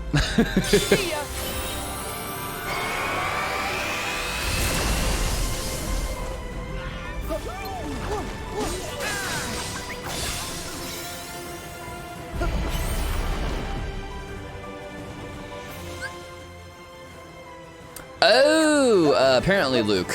Yes. This boss has some annoying tactics like this. Oh god, I'm stuck. I can't get out of this. I am legitimately stuck. This is where I die now. Are you serious? Are you serious? I cannot get out of this. There we go. Jesus. Because it does this like block right here, and you gotta watch out for these bombs as, yeah, see? And they can just hit you just like that. That's how quickly it just killed me. No, Brandon, I have Disney Plus. The problem is, if you try to record Disney Plus with like OBS or anything like that, it blacks out the screen. Like you can't record most streaming services with it. It just blacks out the screen completely. You can hear the background, or you can hear the audio and everything, but it won't show any video. So I gotta find like a third party, user to be able to do it. So yeah. But no, Luke, yeah, this one's being a bitch because it hits What happened up there? hard. Probably didn't help I went to this world immediately before I went to Toy Story either, but we'll see.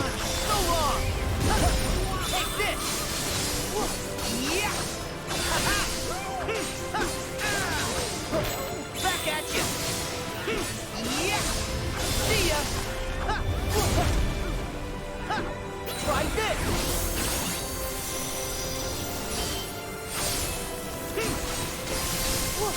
Do the first part of the bro. Yeah, the first battle you actually go against, the first boss is actually extremely hard. If you're not how do I explain this? If you're not familiar with how to do the boss fight, it is like one of the hardest ways to start the game because yeah, they hit like a truck compared to the other Kingdom Hearts games. The first and two bosses can KO you pretty much with one shot. It's over.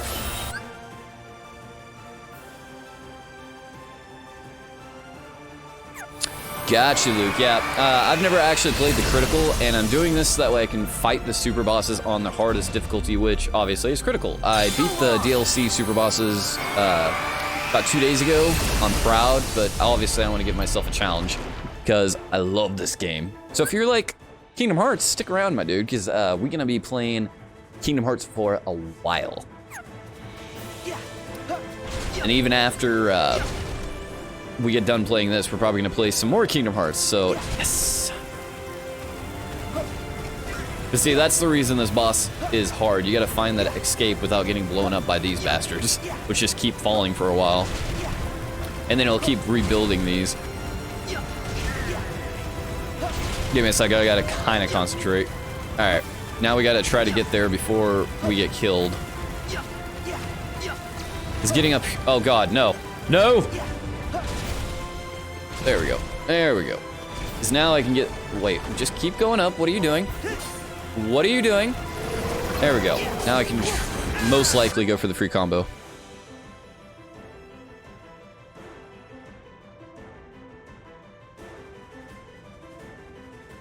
Wow, that is funny, Brandon. That is funny. I thought Critical was a great challenge. I only played like first like 3 hours when it first came out because then I got busy with work again. But that is funny. People were complaining that it was too easy originally, and now they're complaining it's too hard. That's a typical Kingdom Hearts community, though. Undecisive. I'm actually gonna back up here a little bit. Wait, what? What? I don't remember this. What is this? Okay.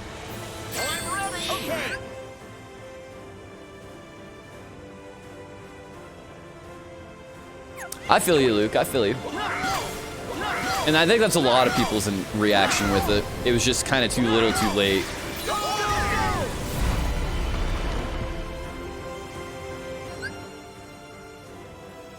Yes, Luke. Yeah, like I said, it took me a solid, ooh. I'm gonna say at least a solid 10 hours to beat Limit Cut and Yozora. I plowed on, once I got the first, oh my god, that is some BS. Once I got the first battle down though, I plowed through like the first 6. I even one-shotted Ansem, happened on stream. You can ask Brandon, it was incredible. And they were all like, oh my god! Because apparently Ansem is like one of the harder ones. I don't know if it was just luck. Probably stream luck, we'll just call it that. Yeah, glad to have you, Luke. What happened up there?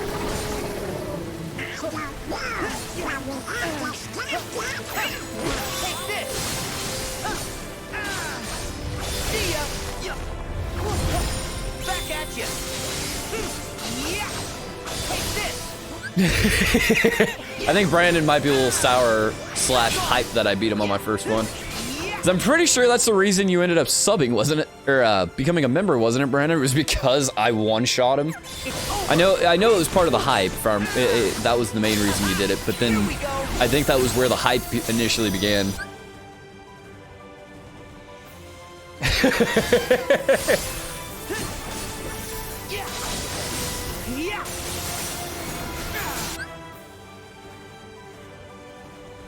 That's funny, Luke. That's funny. Yeah, I don't, the ones that gave me the biggest trouble were Syx, Shion for the first couple attempts, and then once I got her patterns down, it was pretty easy. But Marluxia.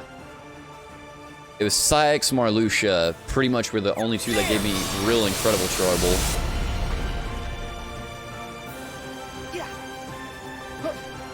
Oh, I was trying to cheese it. Because if you can get... Yeah, there we go. If you can get past that first one and just get close enough to the edge, you can technically jump right over just like... Are you serious? I'm climbing and you kill me, you bastard. This game is so troll. Sometimes.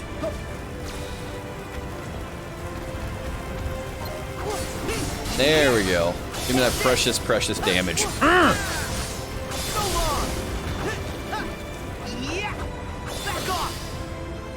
That's funny, because young Xehanort, I did really well. It only took me like 3 or 4 tries, if I remember right, for him.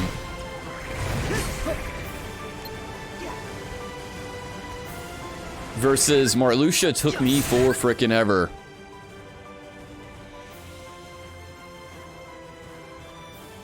You're only on level 40, Alex? Yeah, you're gonna have that one hell of a time. I'm not gonna lie. Trying to do limit cut low leveled is kind of insane.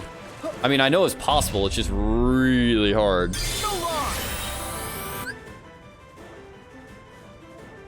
Yeah, Brandon, I feel you on that one. Although Luxord, obviously, I did really well on too. Like, once I got his, I blocked too early. Once I got his pattern down, he was probably one of the easier ones to beat. Especially since I feel like he'd be the easiest one to beat on critical. Yeah, young Xehanort I did really good on. I kept having trouble with Marluxia's finisher. Like, it killed me like 3 or 4 times. No. Not only level 1 data on critical are they doing it, they're also doing it with all the mods turned on, or the pro mods where you can't take damage, your HP is constantly draining, your MP is constantly draining. They do those, Luke. Those are the gods of this game. What happened up there?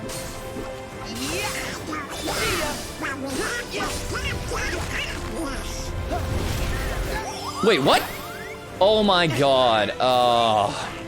Can I just retry? Let's see. Just take a picture of this thing.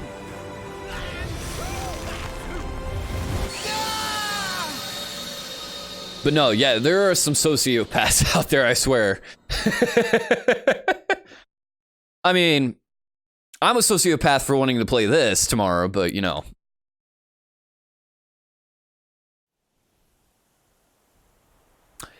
Alex, I was almost tempted to do that too, but I'm so glad I didn't, because my reaction on here was priceless once I beat Yuzora. The blocking king's truth. I need to channel my inner Hades and block for days here in a sec. We gotta go super concentration mode, Brandon. We gotta do this. We can't let this boss be a roadblock.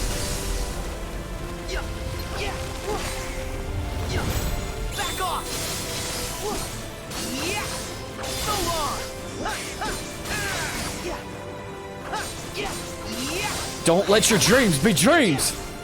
Just do it! It's over.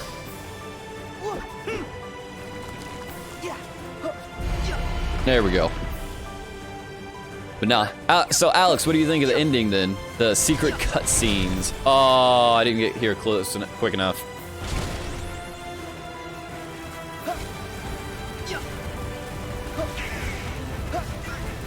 Yes, feel the heat. That'll drive quite a few people insane.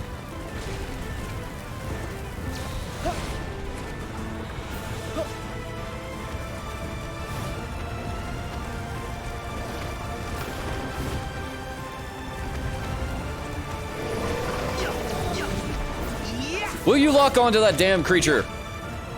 Sora, what are you doing? Rock on. There we go. I was trying to get the juggle. It would not let me juggle. Aren't you feeling the heat now, Mr. Krabs? Final Fantasy 15, but yeah. Actually, Alex, have you seen the good ending?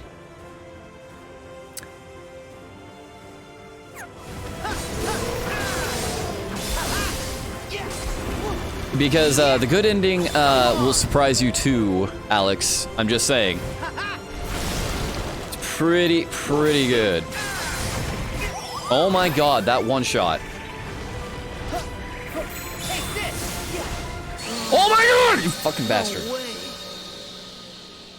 Nomura's the saltiest. He's probably salty that everyone's like sitting here showing off now. All right, you beat it. You have Yuzora, who's like this god tier boss.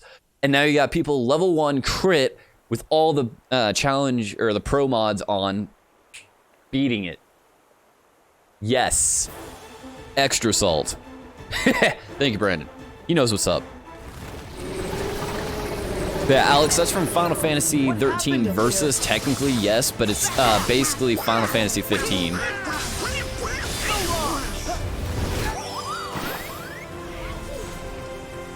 About to say, fuck this boss.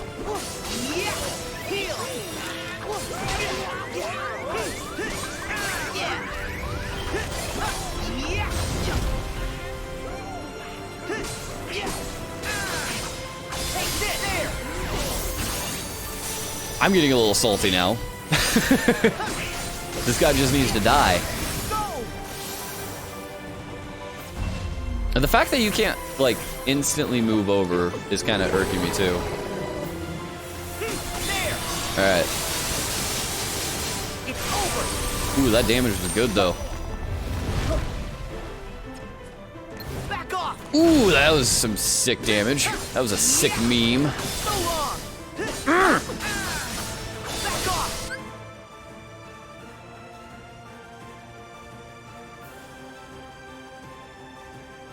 Truth. Yeah, I know. Nomura is so salty about them crashing 13 Versus that he's like, all right, you guys said I can make Kingdom Hearts into what I want? All right, it's gonna be Versus 13. It's just gonna be called Kingdom Hearts 4.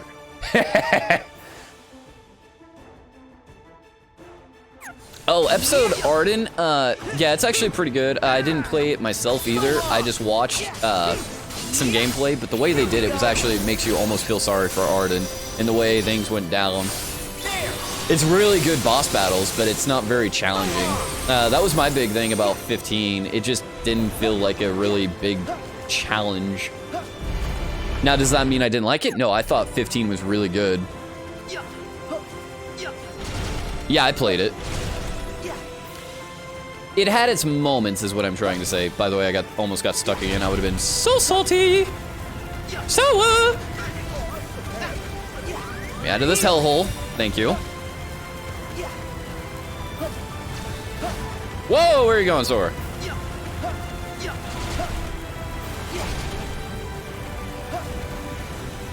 This creature is gonna piss me off.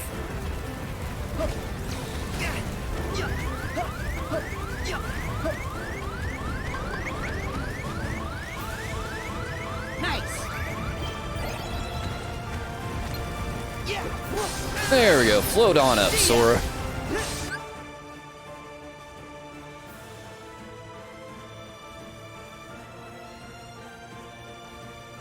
Yeah, for the second, yeah, Brandon, they did. They had a second season DLC pass, but then it ended up just being 1 episode instead of 3. They did actually technically unleash 3 before then, so I think Final Fantasy 15 has 4 DLC in total.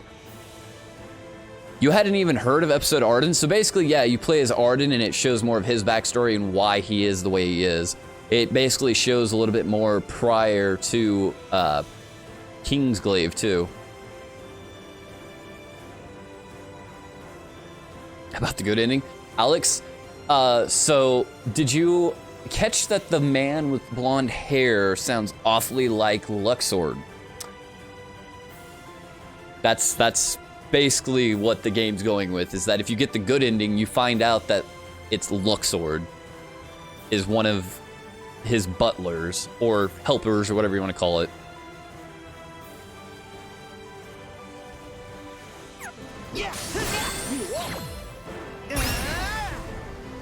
You don't understand about the fairy godmother? Okay, so she, if you don't get it, dreams are her speciality. She's, even though she hasn't been in Kingdom Hearts 1, or Kingdom Hearts series since Kingdom Hearts 1, she does have power over dreams. Obviously, she brought Cinderella's dreams to come true.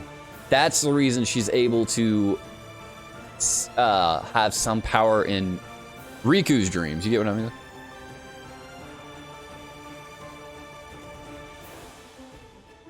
Yes!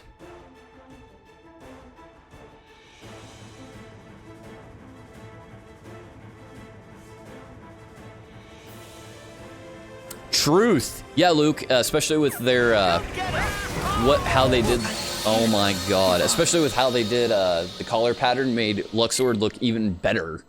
And it's like, okay, solid, makes sense why he looks so real now. Yeah, episode, I don't know about Noctis, but Luna was definitely, she's talking about 3 or 2 people. What do you mean, Alex? I'm confused by that.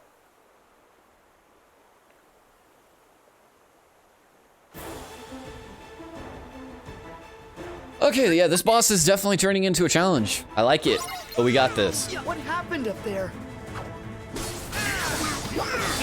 I believe.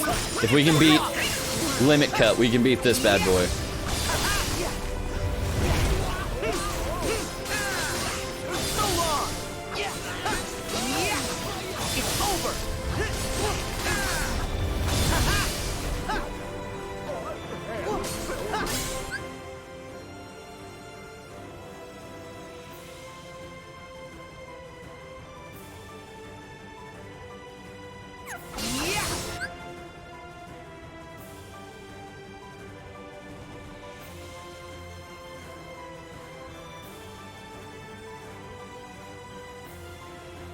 Ah, gotcha. Yeah, Kairi and the other one, I'm not so sure. It could be Shion, but it also could be Yozora. She was also talking about, because Yozora, he's dreaming obviously too. You get what I mean? So Yozora could be the third person she was referring to, even though we're not supposed to know that until after you get done with either beating Yozora or getting beat by.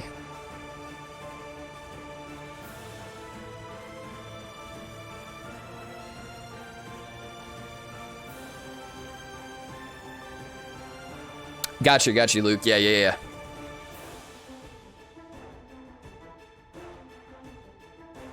I mean, it probably is just a coincidence, Brandon, but you might be right. It might not be. It's over. There. I didn't think it's a happy coincidence, but There. it would have made more sense, though, if Luxord would have actually been in Toy Story for me, because then that would have really kind of hinted at that connection. Maybe not story-wise. Oh my god, I need to quit pausing. It's getting me killed every time. Maybe not story-wise, but in terms of just looks, yeah. It would have been like kind of a semi-cool little sneaky Nomura moment. See ya.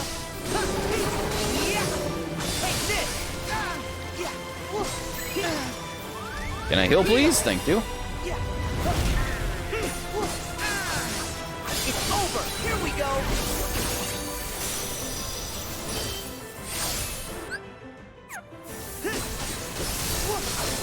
Go.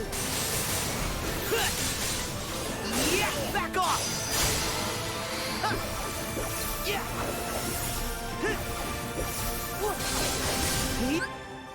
Yeah, but really, would we have really thought Luxord was like, you know, part of Baron Rex's world had we seen that? I don't think we would have.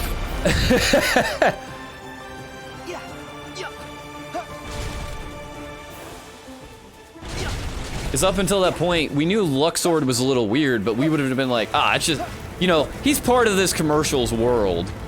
That would have just been like way too, like, I don't think anyone would have ever thought of that. Okay, first time to get me rage formed, right on. Let's get that extra juicy damage then.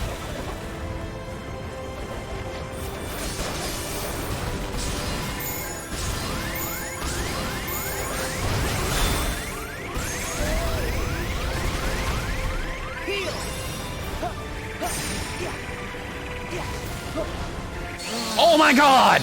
No way.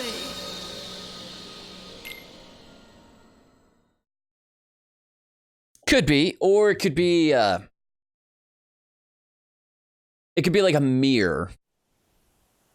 Well, I guess the reflections is considered a mirror. You're right on that, like how when Sora goes to from what we can tell, Sora goes to Verum Rex's world, that's the reason the final world is dark versus light in Sora's realm. It's kind of like the opposite, almost. And while everything is like cartoony and they're like animals, Sora talks to animals in Kingdom Hearts and weird creatures and like that, Verum Rex's world, everything's human and robots.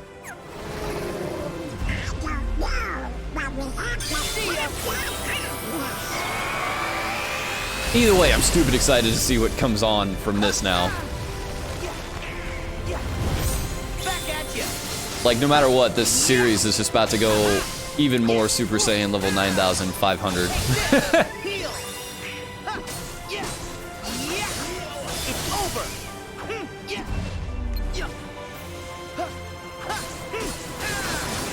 And at least the series is not doing the same thing over and over and over again. It's actually switching things up now.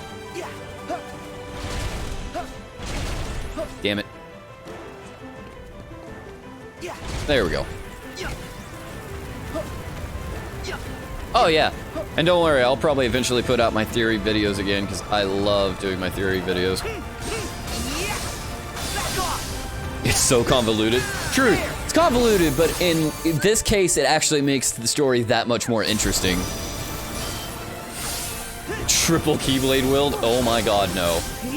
Sora could not... we could not handle the powers of unlocking Sora would be able to do.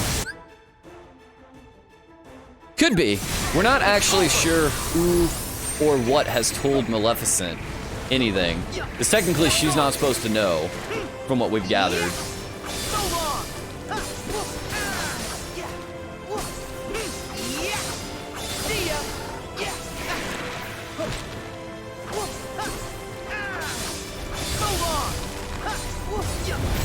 Back at you.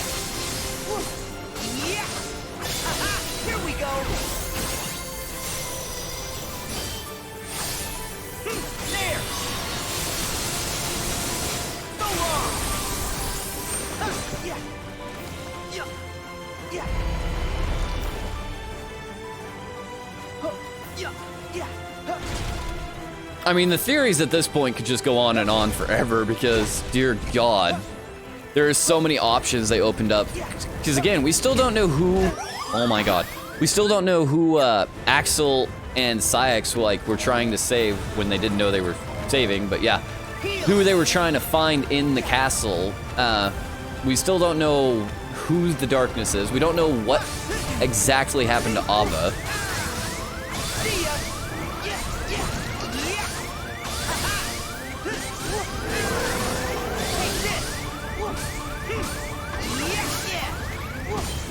Alright.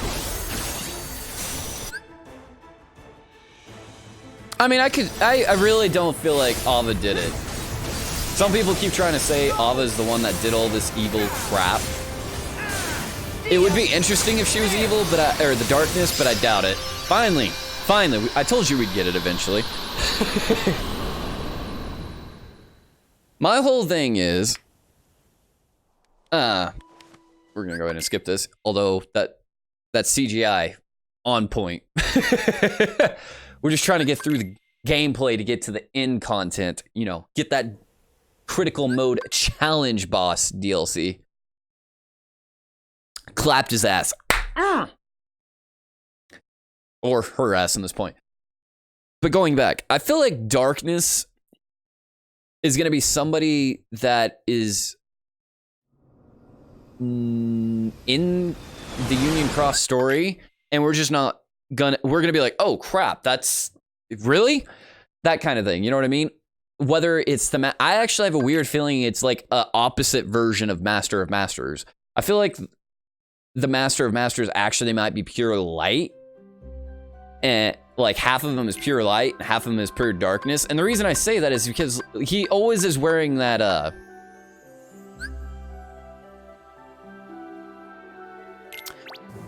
he always has that dark hood on to keep darkness away from him.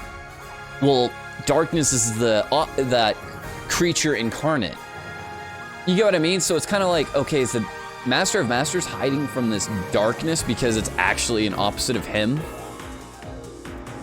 It's just my... Hello, darkness, my old friend. I get what you're saying, Luke.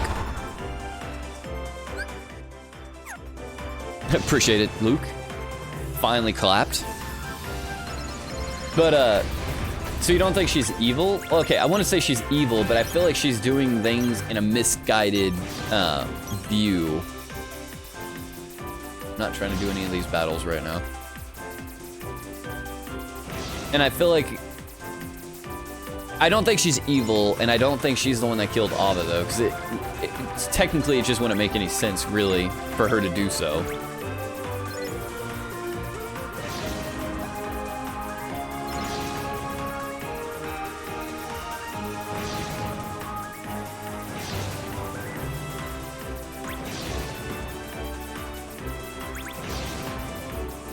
Because what would Ava gain by, you know, killing Strelitzia? Like, that's my biggest thing to try. Oh god, I forgot you have to do this. Is like, what would Ava ever gain from doing this?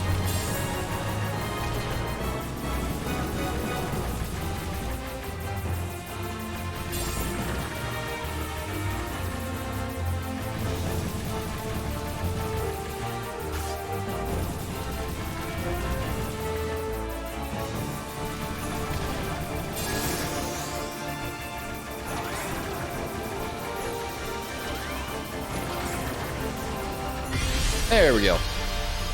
What's up, gamer? How you been, my dude? Anything new going on?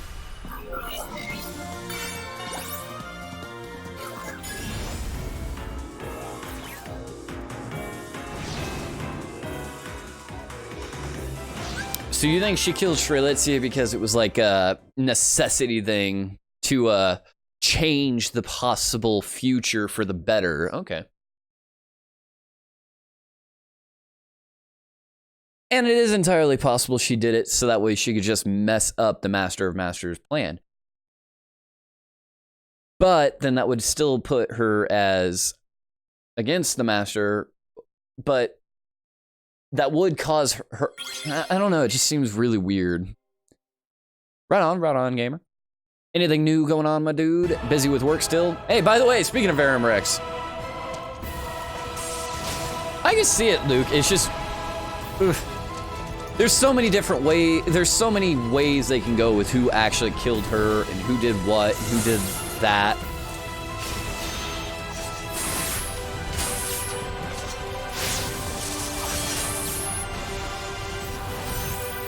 Okay, so this is probably the star then, is this chick right here, from what we've gathered.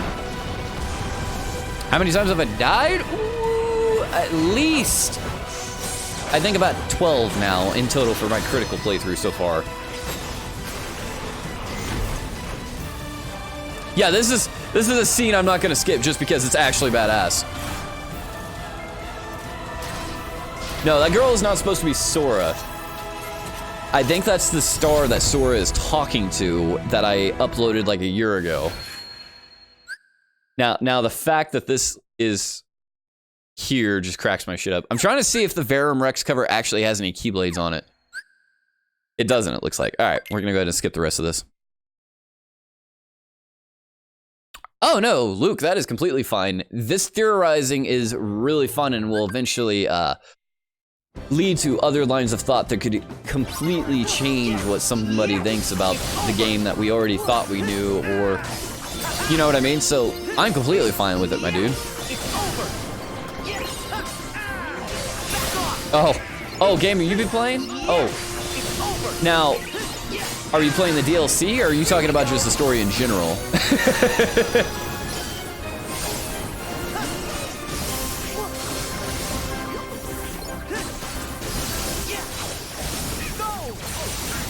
As when I originally beat Yazora, I didn't, or when I originally died to him and or beat him, I didn't realize that was Luxord. It was only when you guys pointed it out, and I was like, wait, yeah, that does sound like Luxord.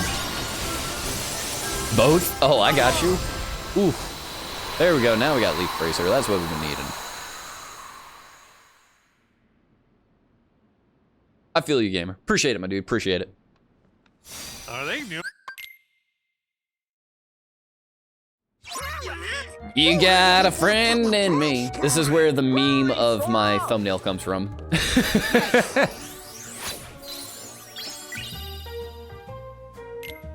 The voice for who? The chick?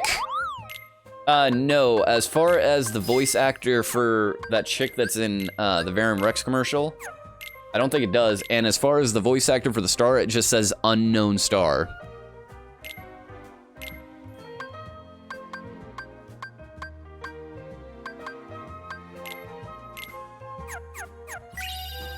There's a mailbox in Twilight Town. Let's send this off next time we're in Twilight Town. Hey, I think that's a lucky emblem. Gotta go all the way up here for this shit, though. There we go. Let's see.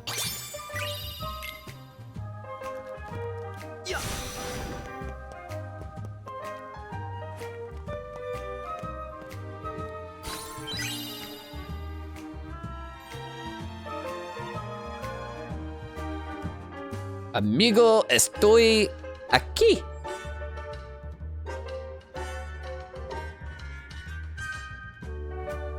Oh, no, it does not. It might, actually. I'm gonna have to check that out, Luke. That actually is a solid point. I might have to see what's up with that. So, Gamer, how far have you got then in the data battles, if you're playing those, for Limit Cut? Have you teared out your hair yet trying to beat them? By the way, if I mispronounced that, Alex, and I said something completely inappropriate, I do apologize. Because it is entirely possible, and my pronunciations suck.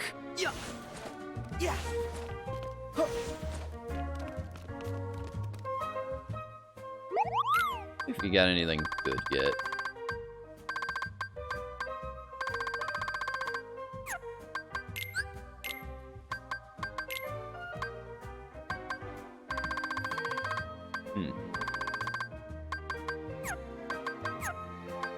Yeah, let's make some food real quick.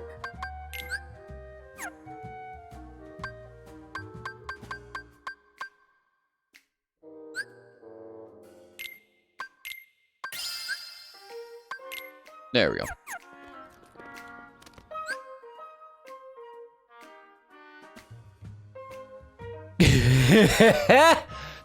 Everyone's having trouble with Ansem. I'm so glad I one-shotted him now. Yes, Gamer. When I was streaming, I played like the first 5 minutes of like Lark's Scene and Ansem, or not even 5 minutes. Like I tried them once just to see their music and stuff. Right before I ended the stream after I'd played the story. And then the very next day, I streamed and beat Ansem one shot. The first thing we've got to do is Everyone was so sour slash excited because apparently that's God tier. So I feel for you, Gamer.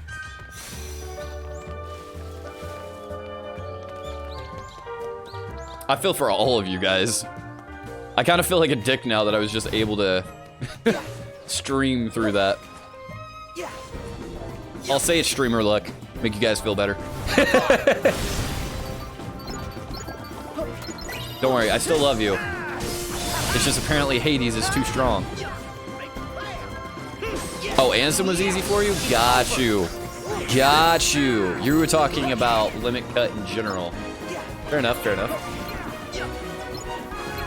Sorry, Brandon.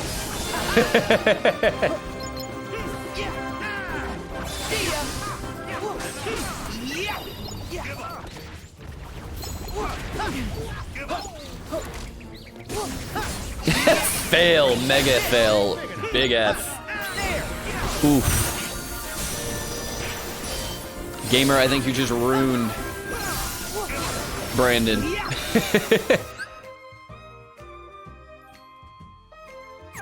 Okay, Luke, so...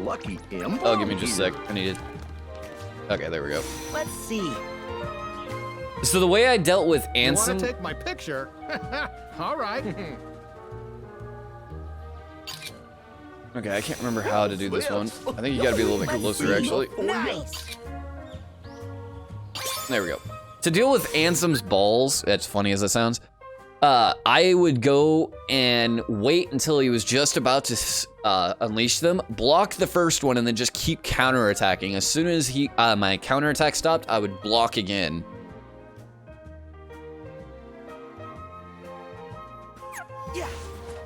It's just one of those things, you'll get the time, it just takes a little bit of timing practice. It was kind of like how I had to practice my timing against the lasers for Xemnas. Once I got the timing down on those, his DM is like actually one of the easiest things. Yeah, do it, Luke. Seriously. It's not the last one though, it was because the last one was for Yuzora pretty much, and Shion and Old Man Xehanort. The one before that was... might have been it? Can't remember. I think it was like 3 streams ago, Luke, so you'll have to check that one out. Because I'm pretty sure that's when it happened.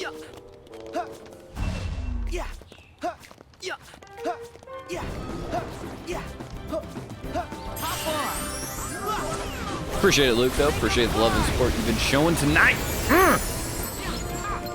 Appreciate all you Bowsets and Bowsets showing up, by the way. You guys' support means the world to me. And glad we were able to keep the hype train going for Kingdom Hearts. Lead me to everlasting darkness, my minions. Let's see. Yeah, if you guys love Resident Evil or even just want to see someone play it, check it out tomorrow. We will be streaming Resident Evil 4 to see how much rage I can get before I eventually throw down my controller and yell out profanities because I keep dying on pro mode. Also, once we beat the critical versions of the data battles and stuff, we will be trying to do a drunk Yuzora fight where every time I die, I have to take a drink. I don't know if I'll take a shot yet. We'll see how that goes. But so anytime I die against Yuzora or maybe even the data battles, I'll take a drink. And then we'll see how many more times I can die because, you know, being drunk is probably not going to go well.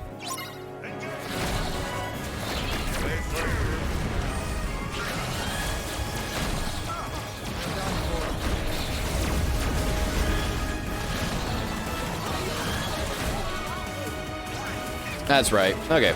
I couldn't remember how I played this last time.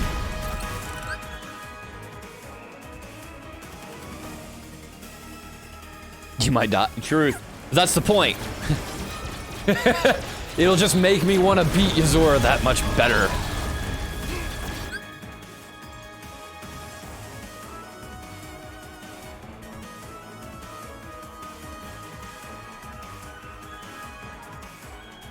Wall of supporters is coming along, my dude. Are you talking about where I take the members' names and put it on a piece on a sticky note and then put it up? I've got the plaque up. I just haven't had a chance to put the names yet. I need to go write those down because I think that's what you're referencing, gamer, for any of the members. So if you guys didn't know, if you can become a member of the channel, I will. 1, you get access to the emojis. 2, I'll put your guys' name on a sticky note, put it on a board, and then eventually I'm gonna move the board behind me once I remove my green screen, once I finish up my game room. So that way you guys can forever be a part of the streams. And then you also can do a Q&A with me, in which case once I get enough answers, I will put down my responses for you guys. So that way you guys can find out all the dirty secrets you want about me. Obviously, they gotta be semi-appropriate, but yes.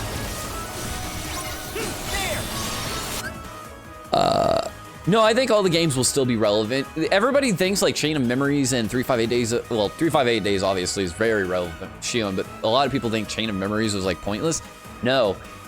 Chain of Memories is basically showing that people, if the heart is messed with, people may not necessarily remember how they, what they thought was real.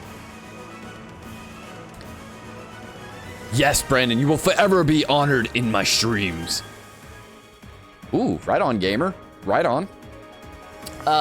But like some people are like, oh, recoded didn't mean anything either. Actually, that is a big lie. Recoded meant a lot because even though it didn't mean nothing for data Sora, recoded is really opened up the, how do I explain this? Recoded really brought up the whole data thing and how data can be almost as important as is the actual real world. And obviously with the more data stuff they're gonna bring in for the future.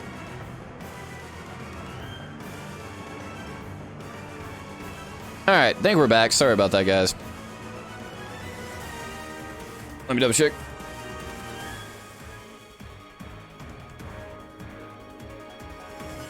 Alright, we back? We back? Everything good? Can you guys hear me? I think we're good now. The stream just crashed randomly for a sec. That was weird. Alright. As I was saying though, a lot of people are like, nah, you know, Recoded has nothing to do with the story, but actually it was like the first hint that, you know, this world might not actually be the real world. Ooh, that definitely oofed though. That hurt like hell.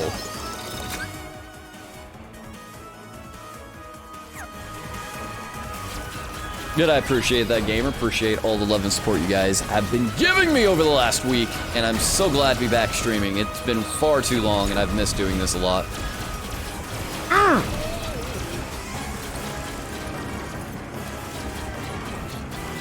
Oh, since you missed the question earlier, gamer, what is your? Have you ever played and or watched the Silent Hill movies / games? And if so, what is your favorite monster? / least favorite since it's scaring the crap out of you. Gosh, well, I'm kind of worried about our new friends. Alright, okay. I was trying to get some of the lucky emblems because some of these actually give you some decent items. As compared to Kingdom Hearts 2, the puzzle pieces. The puzzle pieces really didn't do much. Until like in-game stuff.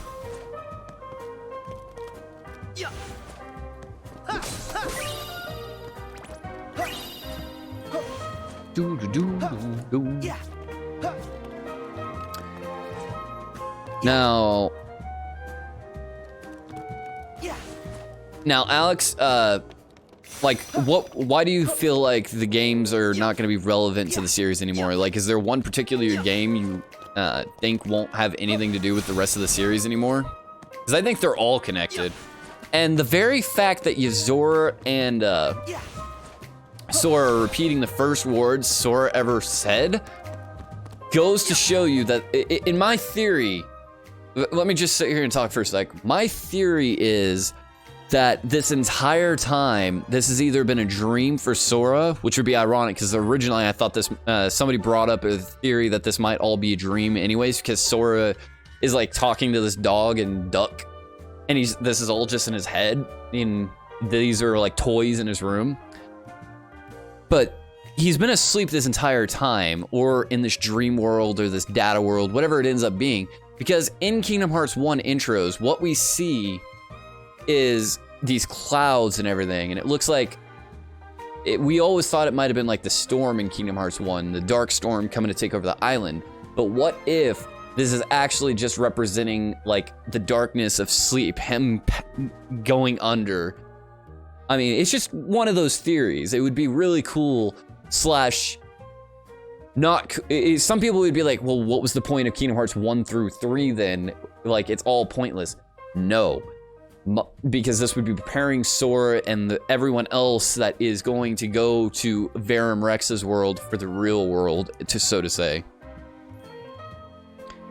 Pyramid Head. So Pyramid Head was actually my favorite. He wasn't this one that scared me the most. He was just my favorite because I loved his design. Truth. Chain of Memory showed us the replicas, but it also showed like amnesia and why, like if somebody messes with the heart, it messes with their memories, which we see in Birth by Sleep later. Even though that's a prequel, we see that once Xehanort thrusts his Keyblade into his heart to try to tear out Terra from him, it actually causes memory loss.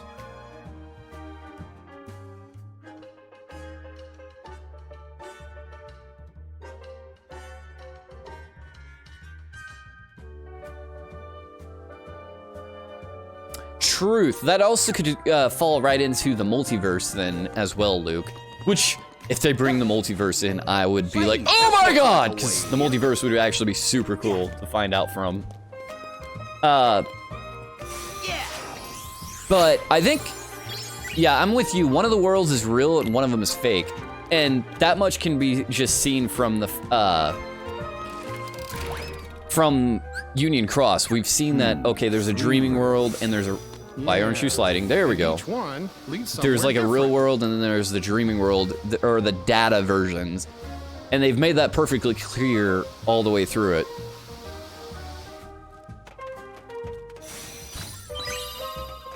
So why would they be showing all this unless it's gonna have some relevance throughout the plot?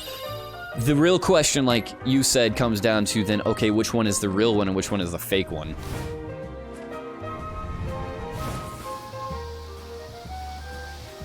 Or a dream world, not, they're both real, it's just one's a dream and one's reality. I actually can't remember where I'm supposed to be going now.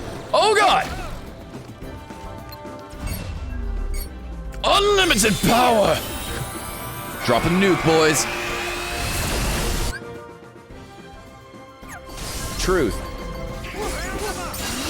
And maybe that's what the Master of Masters is wanting to find out. What is the real world? Maybe that's his entire point of this experiment, is to try to discover which one is the real world, which one's the real Kingdom Hearts, all this kind of stuff.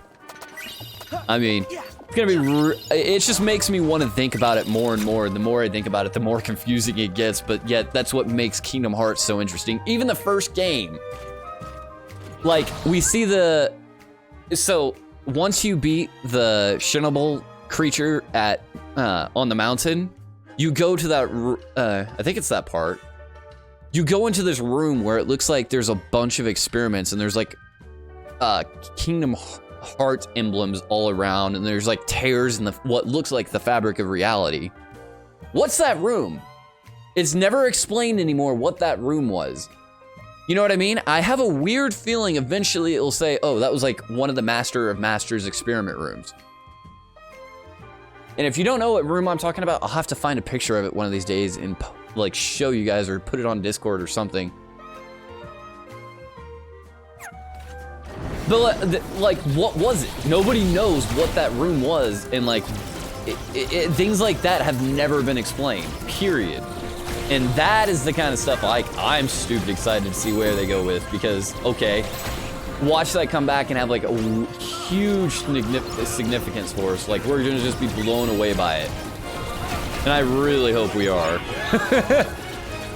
Because small things like that is what Nomura has done throughout the entire series. So why should we be surprised when he does something like that that's been sneaky, sitting in front of us, and we've never questioned it?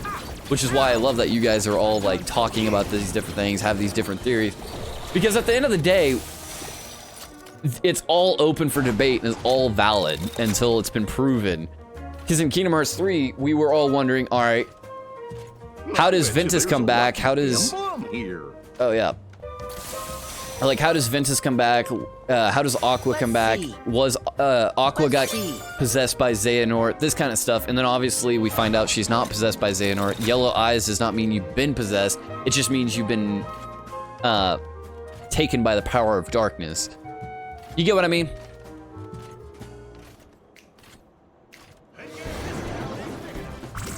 Burn up my lasers! Dear God, that's powerful.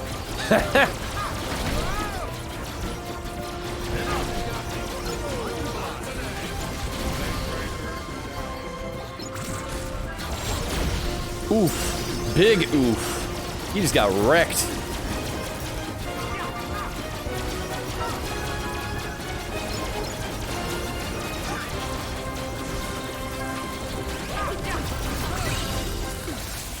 Damn it.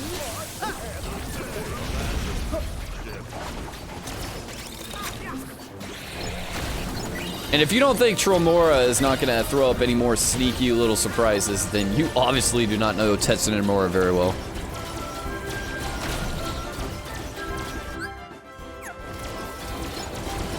Ooh, that's actually, that could be a thing. It's Kingdom Hearts, but the thing is, we do know in Kingdom Hearts Union... Wait, what just happened? That was different. Wait, why is Sora's voice all messed up?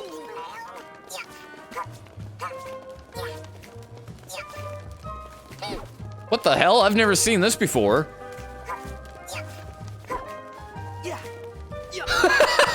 That was really weird / really funny. But the only thing is we see Sora in Union Cross. That's my only thing against that. The gas. Huh. Different. Alright, where do I go from here? I can't remember. The floor 2 or floor 3 I gotta go to first.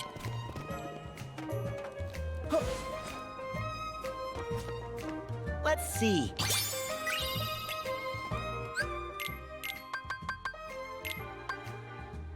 There we go.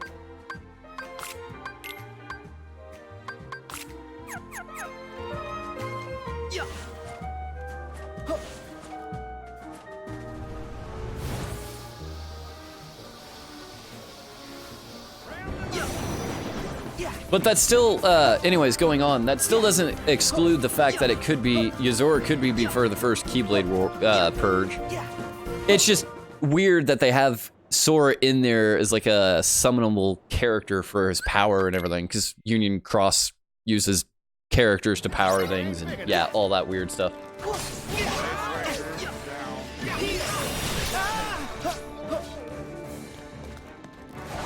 All right, time to go. Let's go, big boy. This is a toy-on-toy battle. We got some epic toy action going on. Sora tackles, he then jumps, and then he fired my laser! Oh.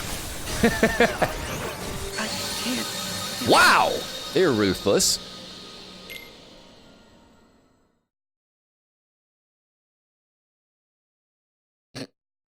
You know, if you didn't notice, I think this toy section is really funny to me. Just because of how they do some of the battles, but yeah.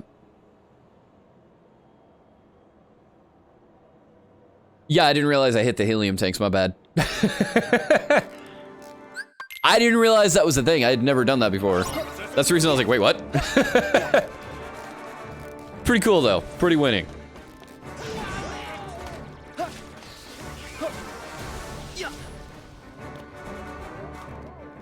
Can't remember if there's any other toys that I can go into. Damn it, there isn't.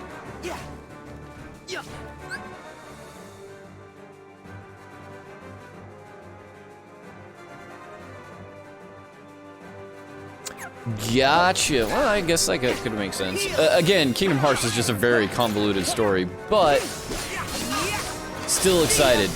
Yozora is obviously going to be in the next game. I'm just hoping they include more of that kind of. Oh God, no! That about killed me.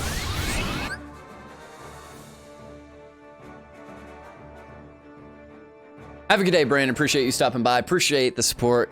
If I don't see you again, stay bouse till tomorrow, my dude.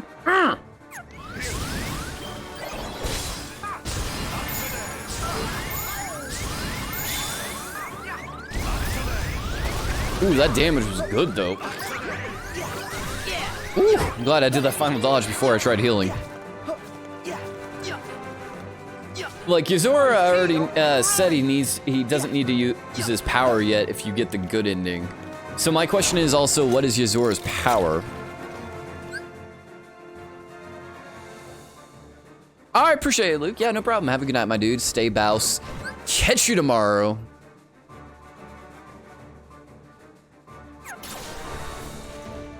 Yeah, and Luke, just so you know, like I said, tomorrow we're playing Resident Evil, but then we will be back on Saturday night playing some playing Kingdom Hearts content, so, yes! Just so you know, there will always be a little bit of Kingdom Hearts content coming at some point on this channel, because it is one of my favorite game series. Glad you enjoyed it as much as I do, dude. Stay bouse! Yeah, there's different timelines. Obviously, that's always played some weird part in the Kingdom Hearts storyline. Ooh, fantastic. But it's just one of those things if Zora's power is different timelines, okay, then what timeline does he come from? Does he come from Universe X? Does he come from an original timeline? Like, you get what I mean? Yeah. At that point, that's gonna make it really, really hard to, like, if they start going way too far into that point, it's gonna make it kind of hard to care about Sora then. Because if he died in this universe, well, in another universe, he's still alive and he won. You know what I mean? And it would just kind of somewhat take away from his story, in my opinion. Like his sacrifice and everything We else. find some ingredients around here. So some of that would bother me.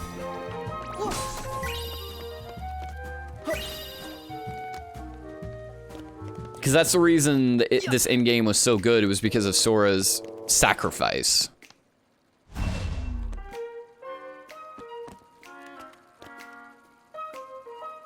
Oh,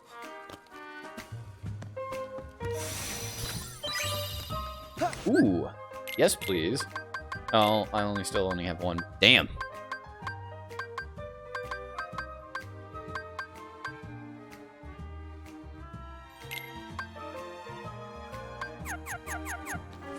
yeah.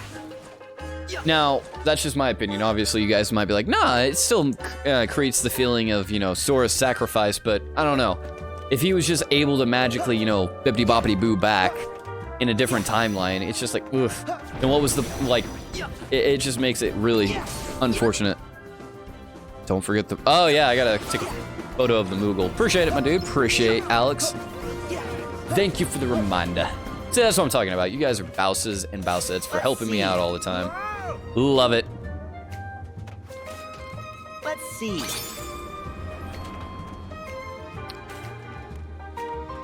Bippity boppity boo! Yeah. Yeah. Yeah. Yeah. Yeah. Damn it, I don't think I meant to fall this way. Nope, I did not.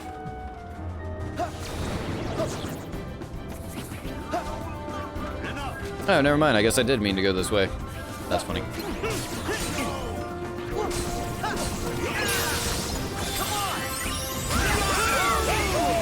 But, like, I get the timelines are cool and everything. Like, for the way they did it in Remind, like, but it ties into the same timeline, technically. Sora did all this so that way things would end up the way they were in, at the end of KH3. Regardless, we just didn't know the background, like, what the actual cost of him doing all this was. Like, we knew it made him disappear, but we didn't know how he got to that point. And that's basically what Remind does, is show more of that and explain a little bit better. But technically, it was the same thing as what happened at the end of KH3.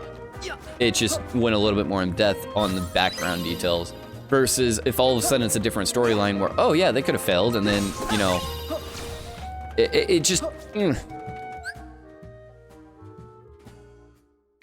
Okay, Brandon, appreciate it, my dude. True Bouse status.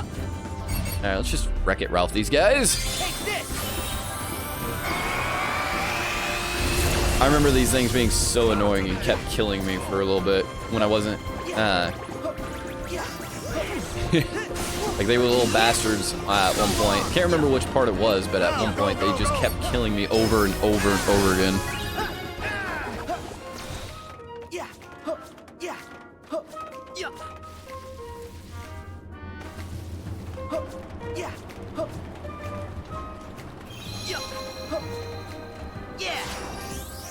I don't know. What do you think, Brandon? If it was multiple timelines and, like, Sora's, would you feel like Sora's sacrifice was soured by that, or would you think it still matters? Because if, like, you know, you have a Sora in one universe who died saving Kairi, versus, which is what happened, versus, you know, oh no, he in this universe he's fine. It just feels kind of to me. All right, I'll be right back. I actually got to take a bathroom break, guys.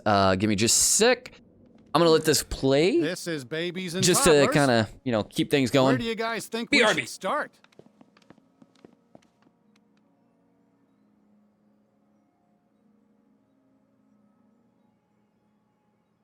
Sarge, didn't you mention music? Affirmative, Goofy. All right. Why don't we look for things that make noise? Sure. That's good thinking from you. What do you mean, for me? Hey, where you... Donald? I think they really are good guys. Hold Well? still.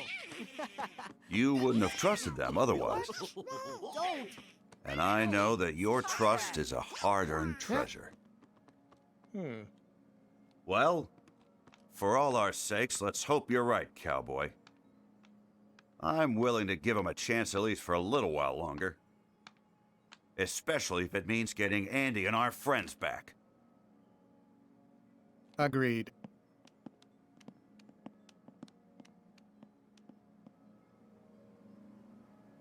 Gorge, I'm kind of worried about our new friends. Move on.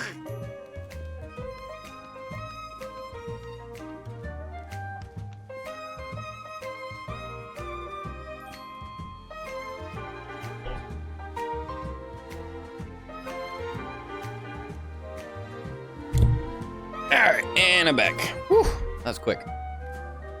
But no, like, the way just, like, I get that people would be mad about the whole dream sword, but at least with that, it would have a little bit more sense, because dreams have always been kind of a strong part of, you know, actually, I do not remember what that does.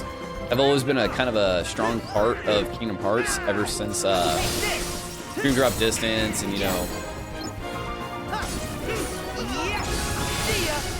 but it would be kind of bittersweet just to have the same thing with like a timeline where, you know, in this timeline, nothing or what Sora did in this, since we've been playing the game, doesn't matter, because in another timeline, he didn't have to sacrifice, he didn't have to do this, that to make it happen. He just, and it would make his sacrifice just less than what it actually is, because the sacrifice is kind of a big thing. It's like, oh god, we lost our main character, we lost our boy Soya. Because, I mean, it would be neat. Obviously, we'd get to, you know, see the different timelines. But then at the end of the day, like, also, how are they going to finish that off then?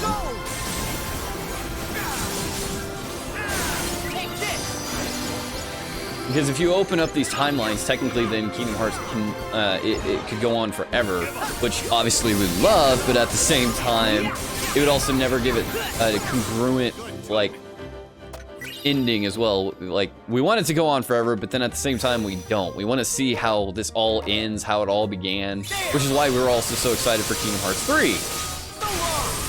3. We were wanting to see how this final battle ends.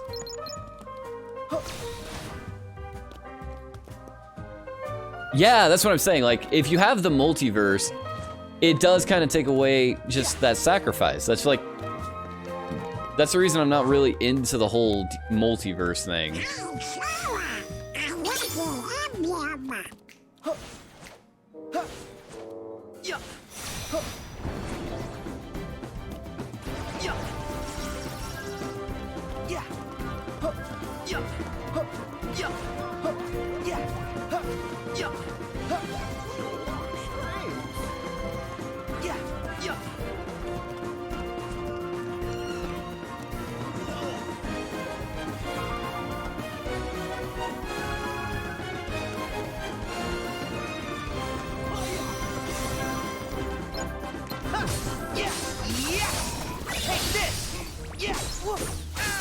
I mean, like I said, multiverse would be cool, but it's got to be the same Sora. Like, there can only be one Sora. Don't make there where there's like one Sora that sacrificed himself, one Sora that didn't, because then that just kind of ruins the character. It's just got to be Sora. He's just got to be the one and only. Like, sure, you can show the multiverse, like different timelines where Xehanort did win versus when he didn't win. That would be cool, but don't mess with good boy Sora.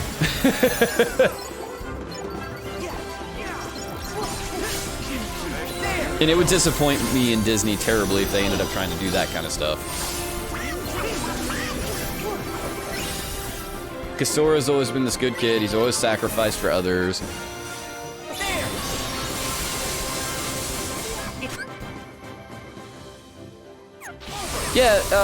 Yeah, so I've heard about that one too, where, you know, Sora is technically the Master of Masters. It's just him in an older version. I've also heard it could be his dad, which would be really funny.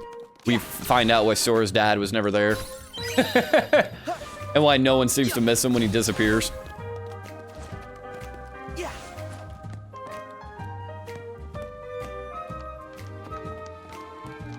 Alright, where do we go now?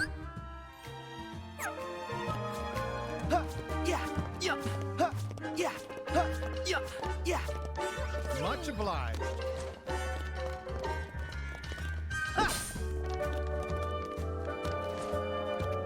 It says look for the toy in the doll section. I thought that was the doll section.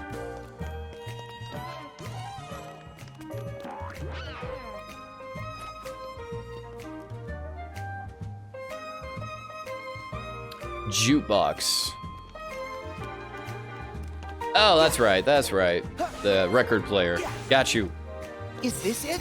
Got you, yes. The fact. This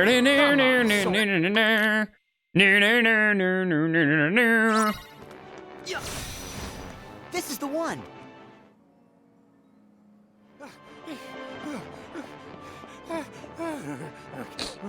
The fact that they managed to throw that reference in there is kind of funny. I always thought the Woody scene was hilarious in the movies.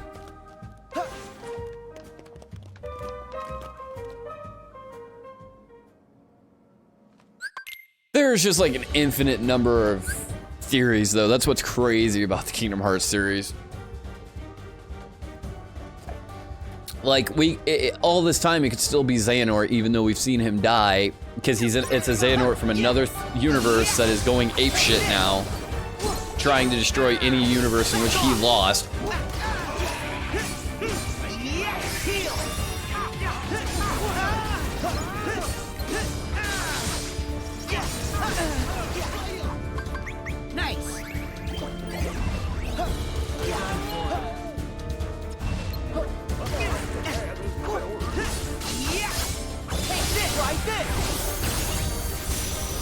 Like, what if it is? What if Xehanort's still behind everything, even though they said that this was the end of the Xehanort saga, and they've just been, Tromora is just lying to us to make us think that, no, he's not going to be a part of it.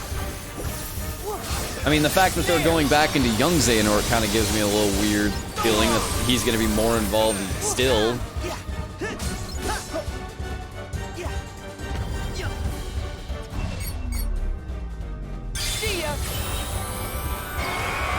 Yeah, it's a record player, I believe is what that's called. Even I'm not old enough for that one.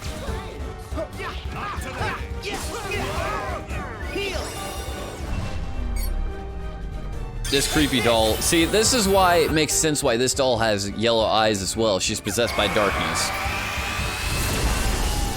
Never really understood that the first time, but now I get it completely.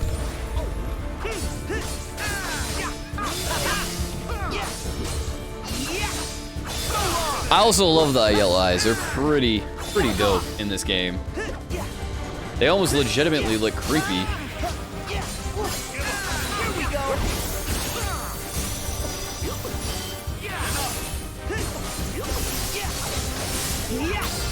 Fantastic.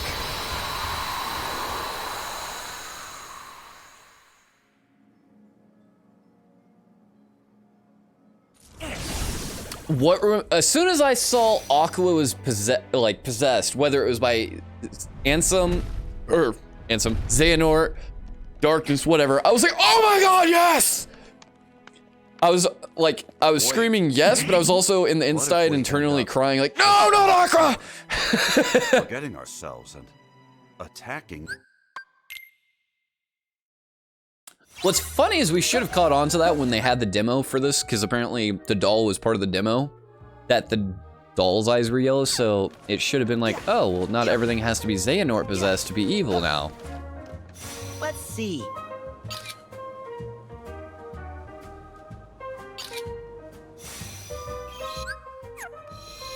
There. I did not mean to do that, bastard. It's over. But no.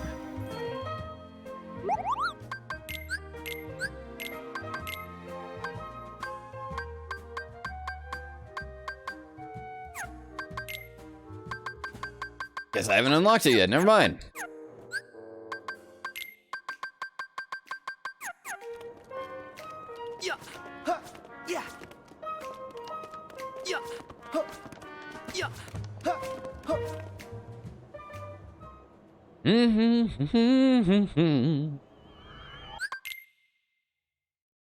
Now, you go back and watch my original reaction to both Aqua, like all the boss fights towards after San Tokyo, everything like was just hype from that point on. The beginning of the game was hype, but then once you get to San Tokyo, it goes from like this, where it's a steady incline, to straight up.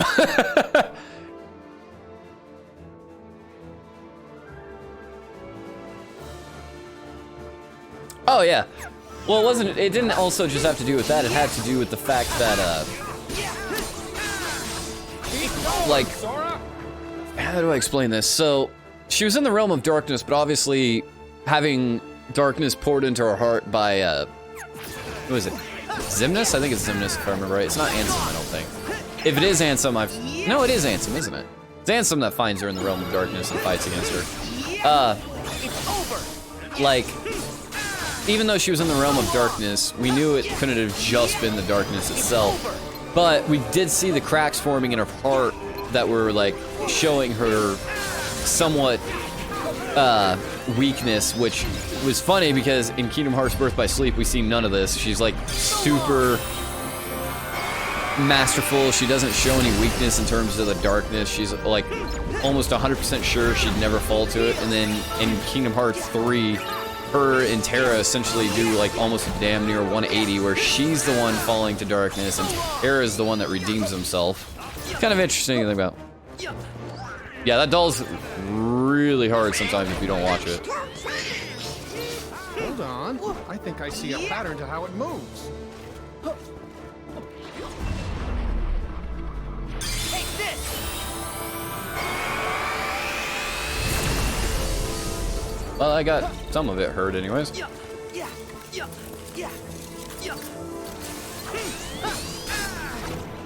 Astro. Yeah, that doll can be a complete total ass. Almost there.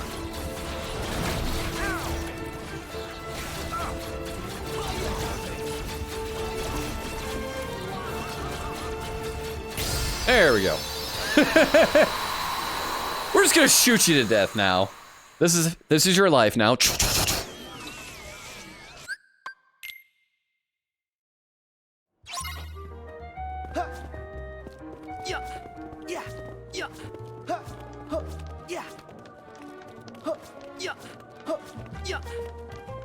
Actually forgot you can do this.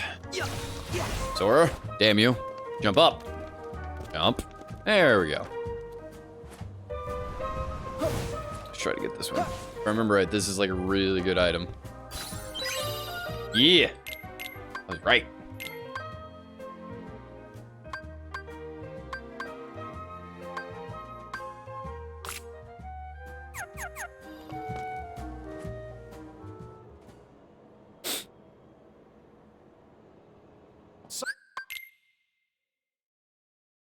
Another thing that I'm Rex was in the video game section. Oh god. Rex is a total, video game nerd. Another thing I really am curious to see though is if Luxord is on the Master of Masters side or not. Because if Luxord is not on the Master of Masters side, then oof, that's gonna add some juicy memes to the entire story. Because we don't know if Yazora's on the Master of Masters plan or if this is something that he wasn't planning, you know what I mean?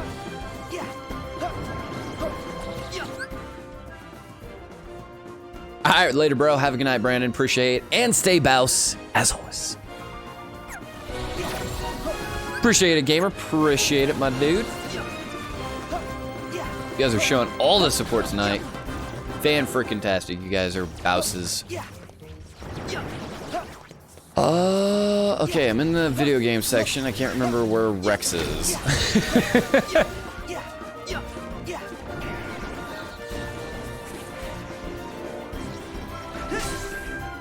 Alright.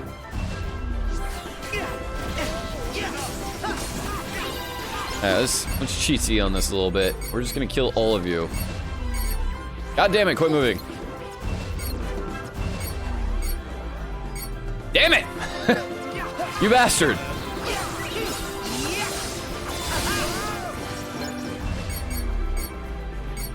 There we go. Woo! Big damage.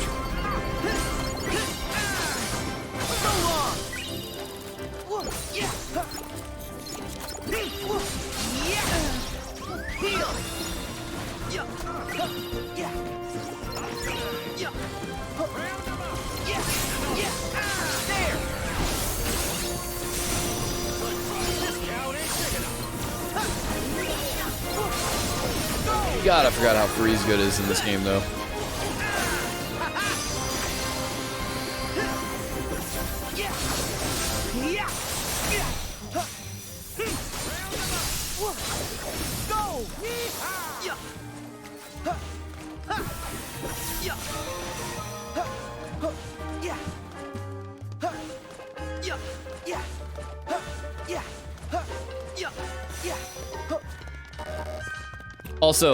Also, just remember, this is exactly Final Fantasy stuff right here. I love this. Although I do have to say, I do not like Dissidia very well. But the summons, they on point in this game. Like, Ixion looks, even though that's technically Odin on top, I still feel like that's Ixion he's riding on. It's so good.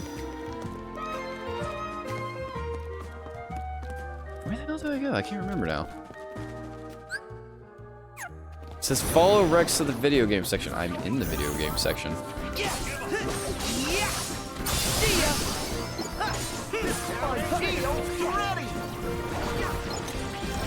Alright, whatever. Burn my lasers! Oh dear God.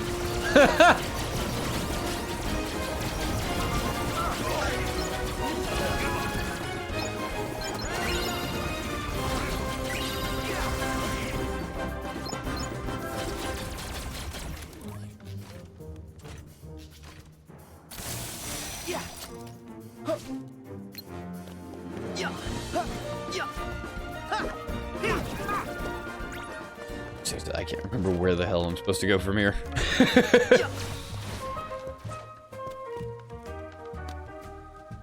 Oh yeah, isn't it like the TV or something?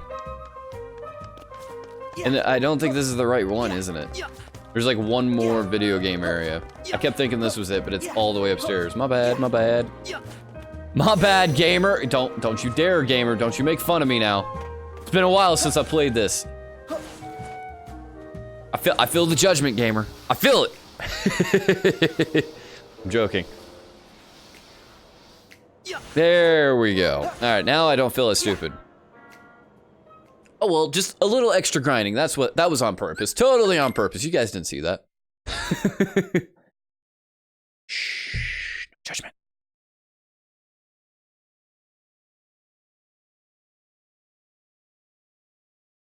Yeah, because now we get... the funny part is we get sucked into Verum Rex's world, but watch this actually not be... like an accident. Watch this be like Verum Rex trying to suck Sora in. As funny as that sounds. Watch this have some more weird significance than whatever we could have imagined.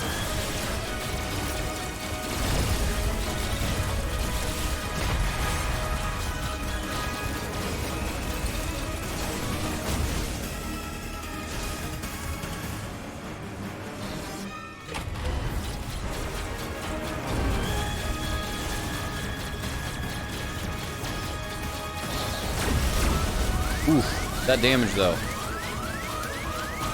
Yeah, keep them coming.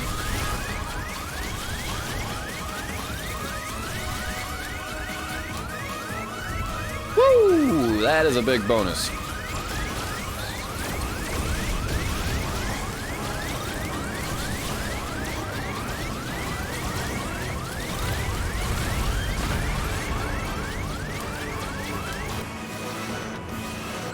Oof.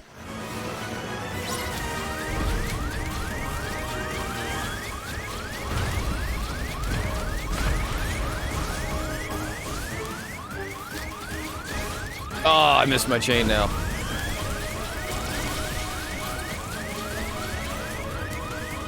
I was trying to keep that spicy, spicy chain.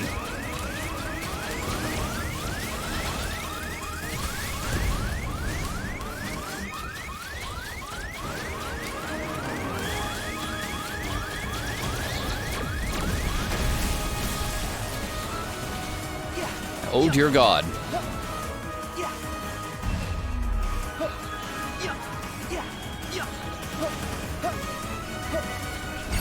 There we go. I was half expecting the electricity to just instantly hit me there, regardless.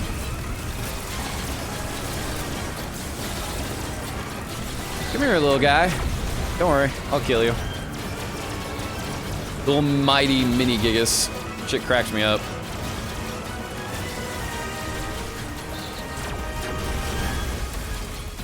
There we go. Next.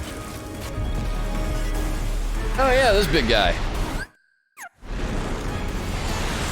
Dude, again, watch this be part of the story, like, you know, overall arcing story to do with Verum Rex. That would be ridiculous.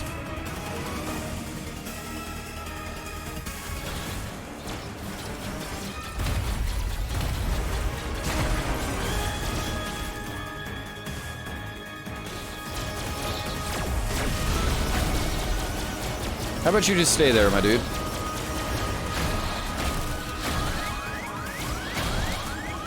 There we go.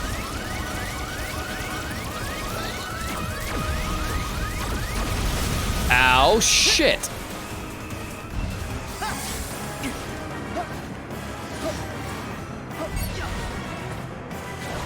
Okay, you won't play dirty games?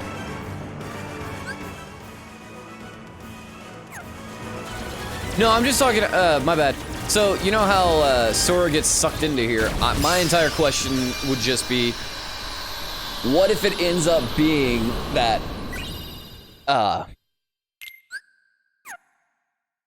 this little section right here where Sora gets sucked into Yazora's world, what if this is actually what caused that connection?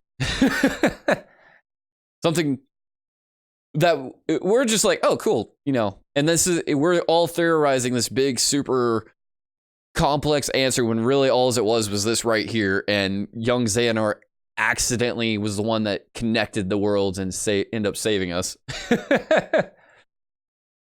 The irony.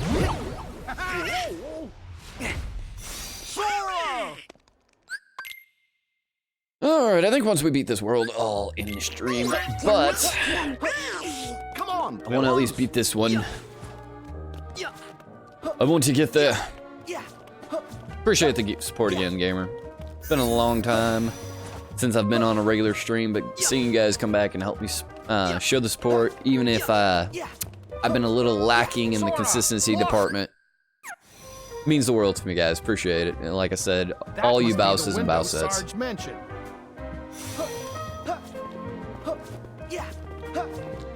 I used my trap card. Well, I was trying to use my trap card, but the bastard wouldn't go into the frickin' shock pit.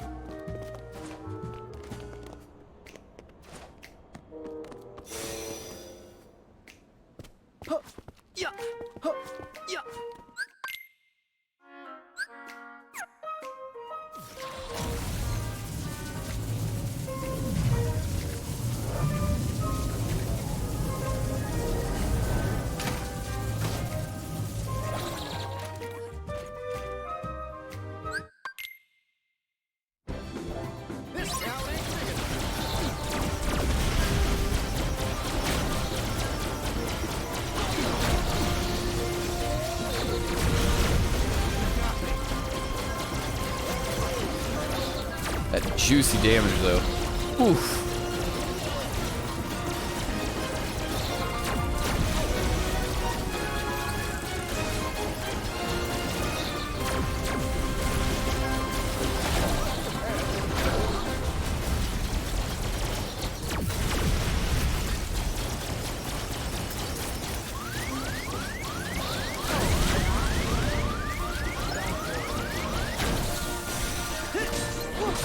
Whew, that was not good.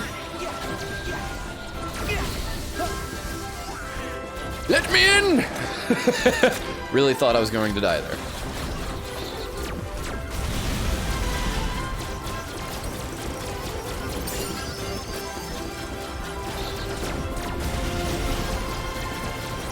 I'm really curious how you would be able to speed run this part though. Like, I wonder what they do to just kill these guys really easily. Because this is actually really slow sometimes. Just curious.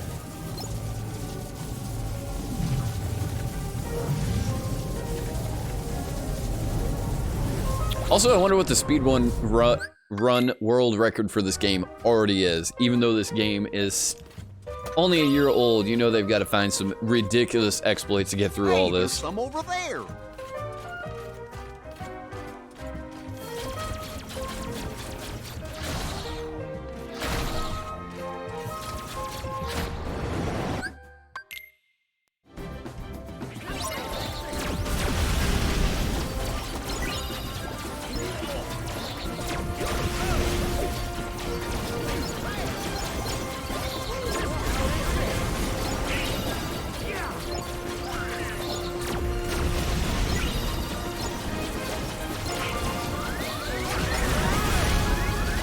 Have you seen anybody speedrun this so far, gamer?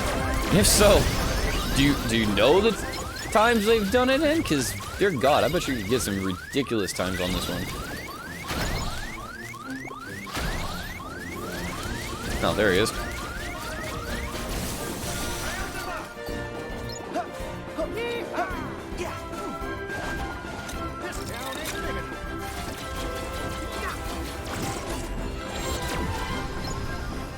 That worked! You just see all the enemies get annihilated.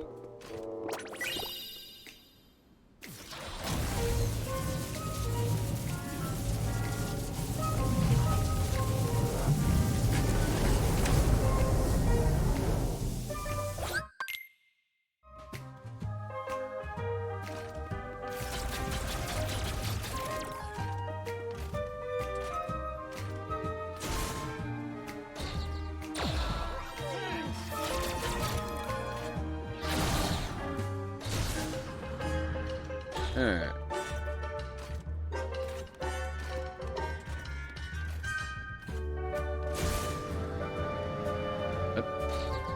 Oh.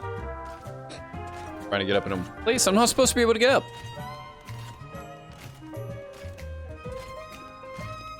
Yeah, stay balanced, gamer. Appreciate you stopping by, my dude. Have a fantastic evening, and I can't wait to see you again, my dude.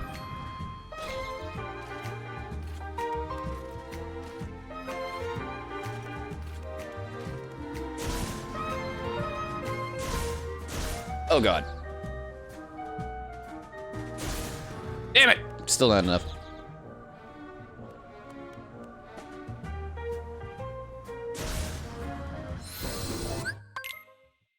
The idea to enter the realm of darkness came from Chirthy? So wait, are you trying to say Chirthy was the reason they went to the dark realm? I actually did not know that. So that's the case, what if Chirthy's more... Like, the fact that Sora just brought back Chirthy is actually a bad thing. That would be kind of funny. Just an idea. Sora doomed the world by bringing back Chirthy.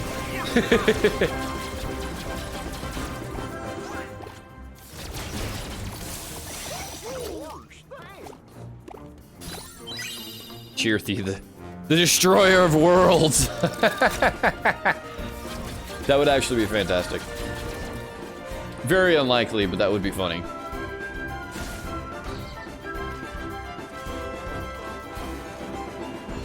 Right. The idea that Chirthy is like this evil thing is actually kind of funny to me, but the fact that he brought up darkness to travel to the realm of darkness kind of makes you wonder. Oof, big damage.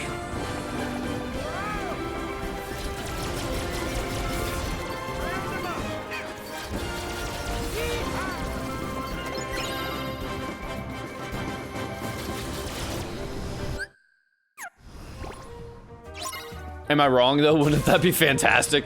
You find out Chirthy is actually the Master of Masters, and that's the reason he's always using this coat, because this cat is just clouded in darkness. That would be hilarious. And he changes his voice to sound like that innocent little because of it. Wait, no you haven't what, bro? What happened, gamer? I'm curious. What happened? No, you haven't, bro. No. What's is something good, gamer? Something bothering? Cause everything it's been we've been chill tonight. I'm confused.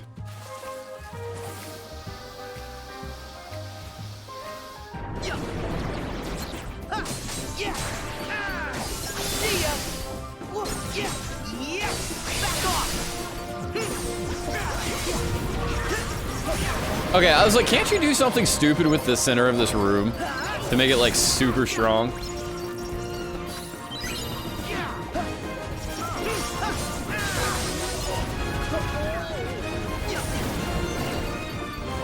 The fact that this is like in this entire world where you can do like these stupid strong attacks, it's kind of ridiculous. Kind of easy to get overpowered in terms of experience in this world.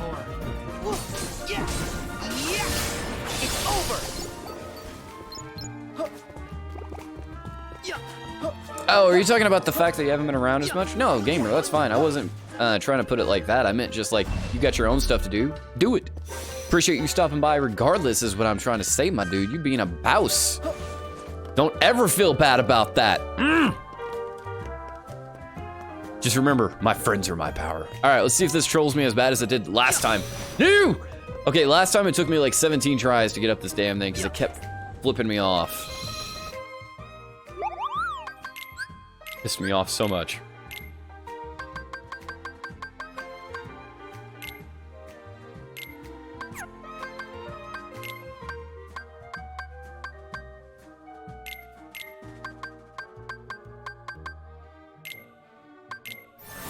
There we go.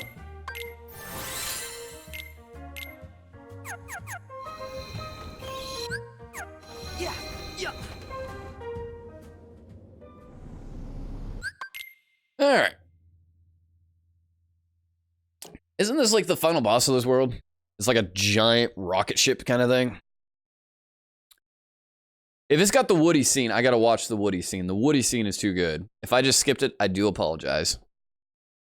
But that Woody scene cracks me up. He's just, yeah! All right, we gotta watch this scene. This is the Woody scene. This is when Woody proves he is a true friend. He's got a friend in you and a half. Xehanort. What do you want with my friend? Look, such tremendous darkness.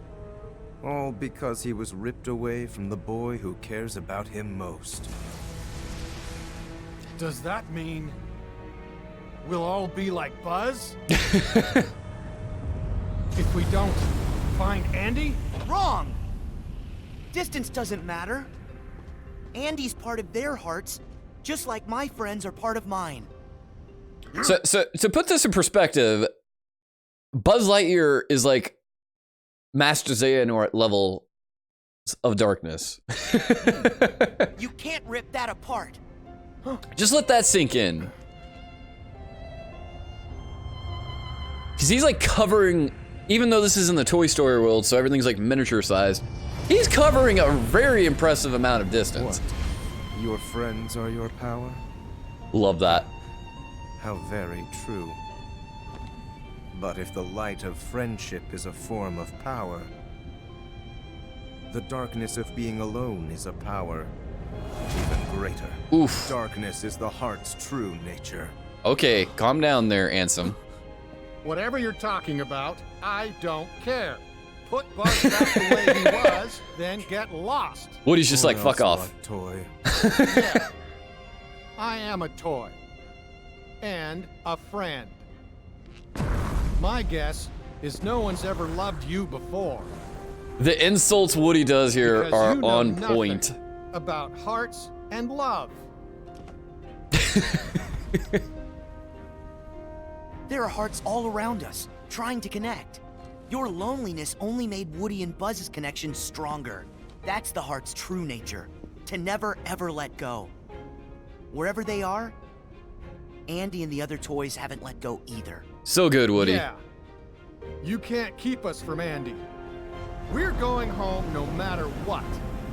and taking Buzz. Also, what he's like, the theme right here is actually pretty on You were point. so caught up in finding the shadows, you forgot about the light that cast them.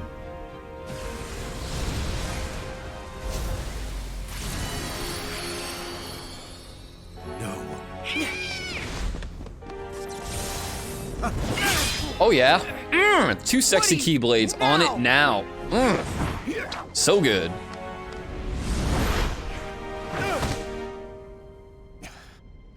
Giddy up, partner. We gotta get this wagon train a moving.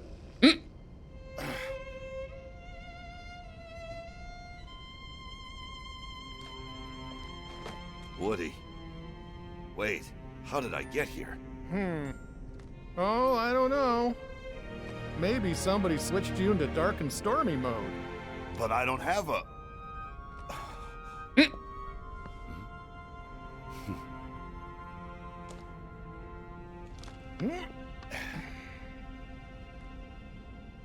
Thank you, Woody.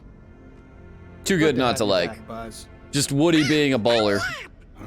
We can't hold him much longer. Don't give up. Can't hold him, and yet Xehanor's not really doing much. You guys are just So keeping even your empty keyblades puppets together. Can be given strong hearts. I am going to have to remember that.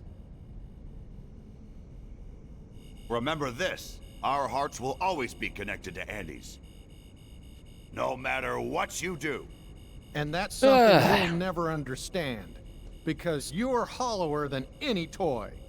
But now I know a heart can be placed in the vessel of our choosing. For that, let me give you a parting gift to play with. Wait! Find the heart's joined to yours. Wait a second. I had completely forgotten about that. Find the hearts joined to yours. I wonder if that's going to play a role in the next game as well. Because I actually completely forgot about that little scene. Like, is young Xehanort like trying to help out Sora there? Throwing a little shadow on it? Alright, let's skip this part. Just makes me wonder. Yeah! Back off! Heal! Alright, let's just wreck it now. Ooh, that is a sick amount of damage there, my boy. Good God, this guy is about to get wrecked. It's over! Yeah! It's over! Try this!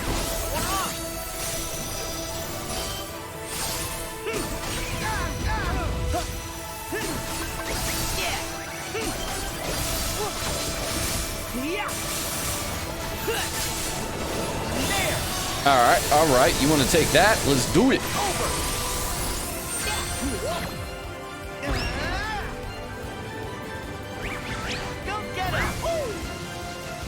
At least it gave me invincibility frames, that's all I need.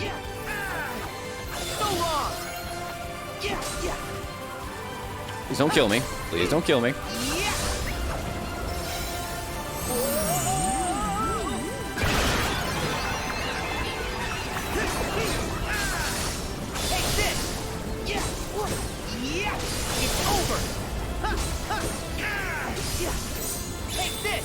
Ooh, that was a good block.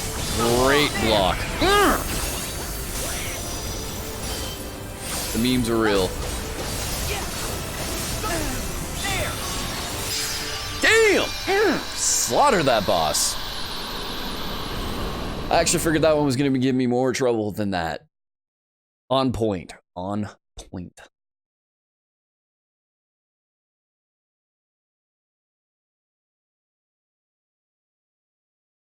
Oh.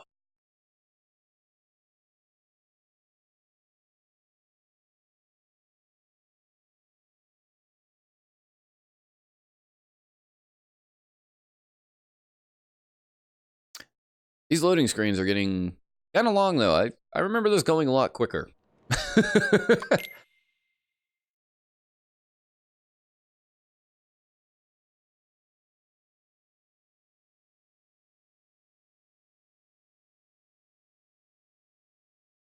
The insane part about the whole critical mode, getting to the data battles, that means they had to go through the entire game on level 1 if they're doing them that way.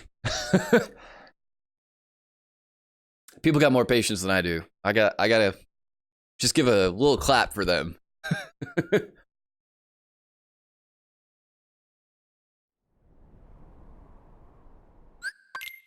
Another 6 scene. Fortunately, don't want to watch it.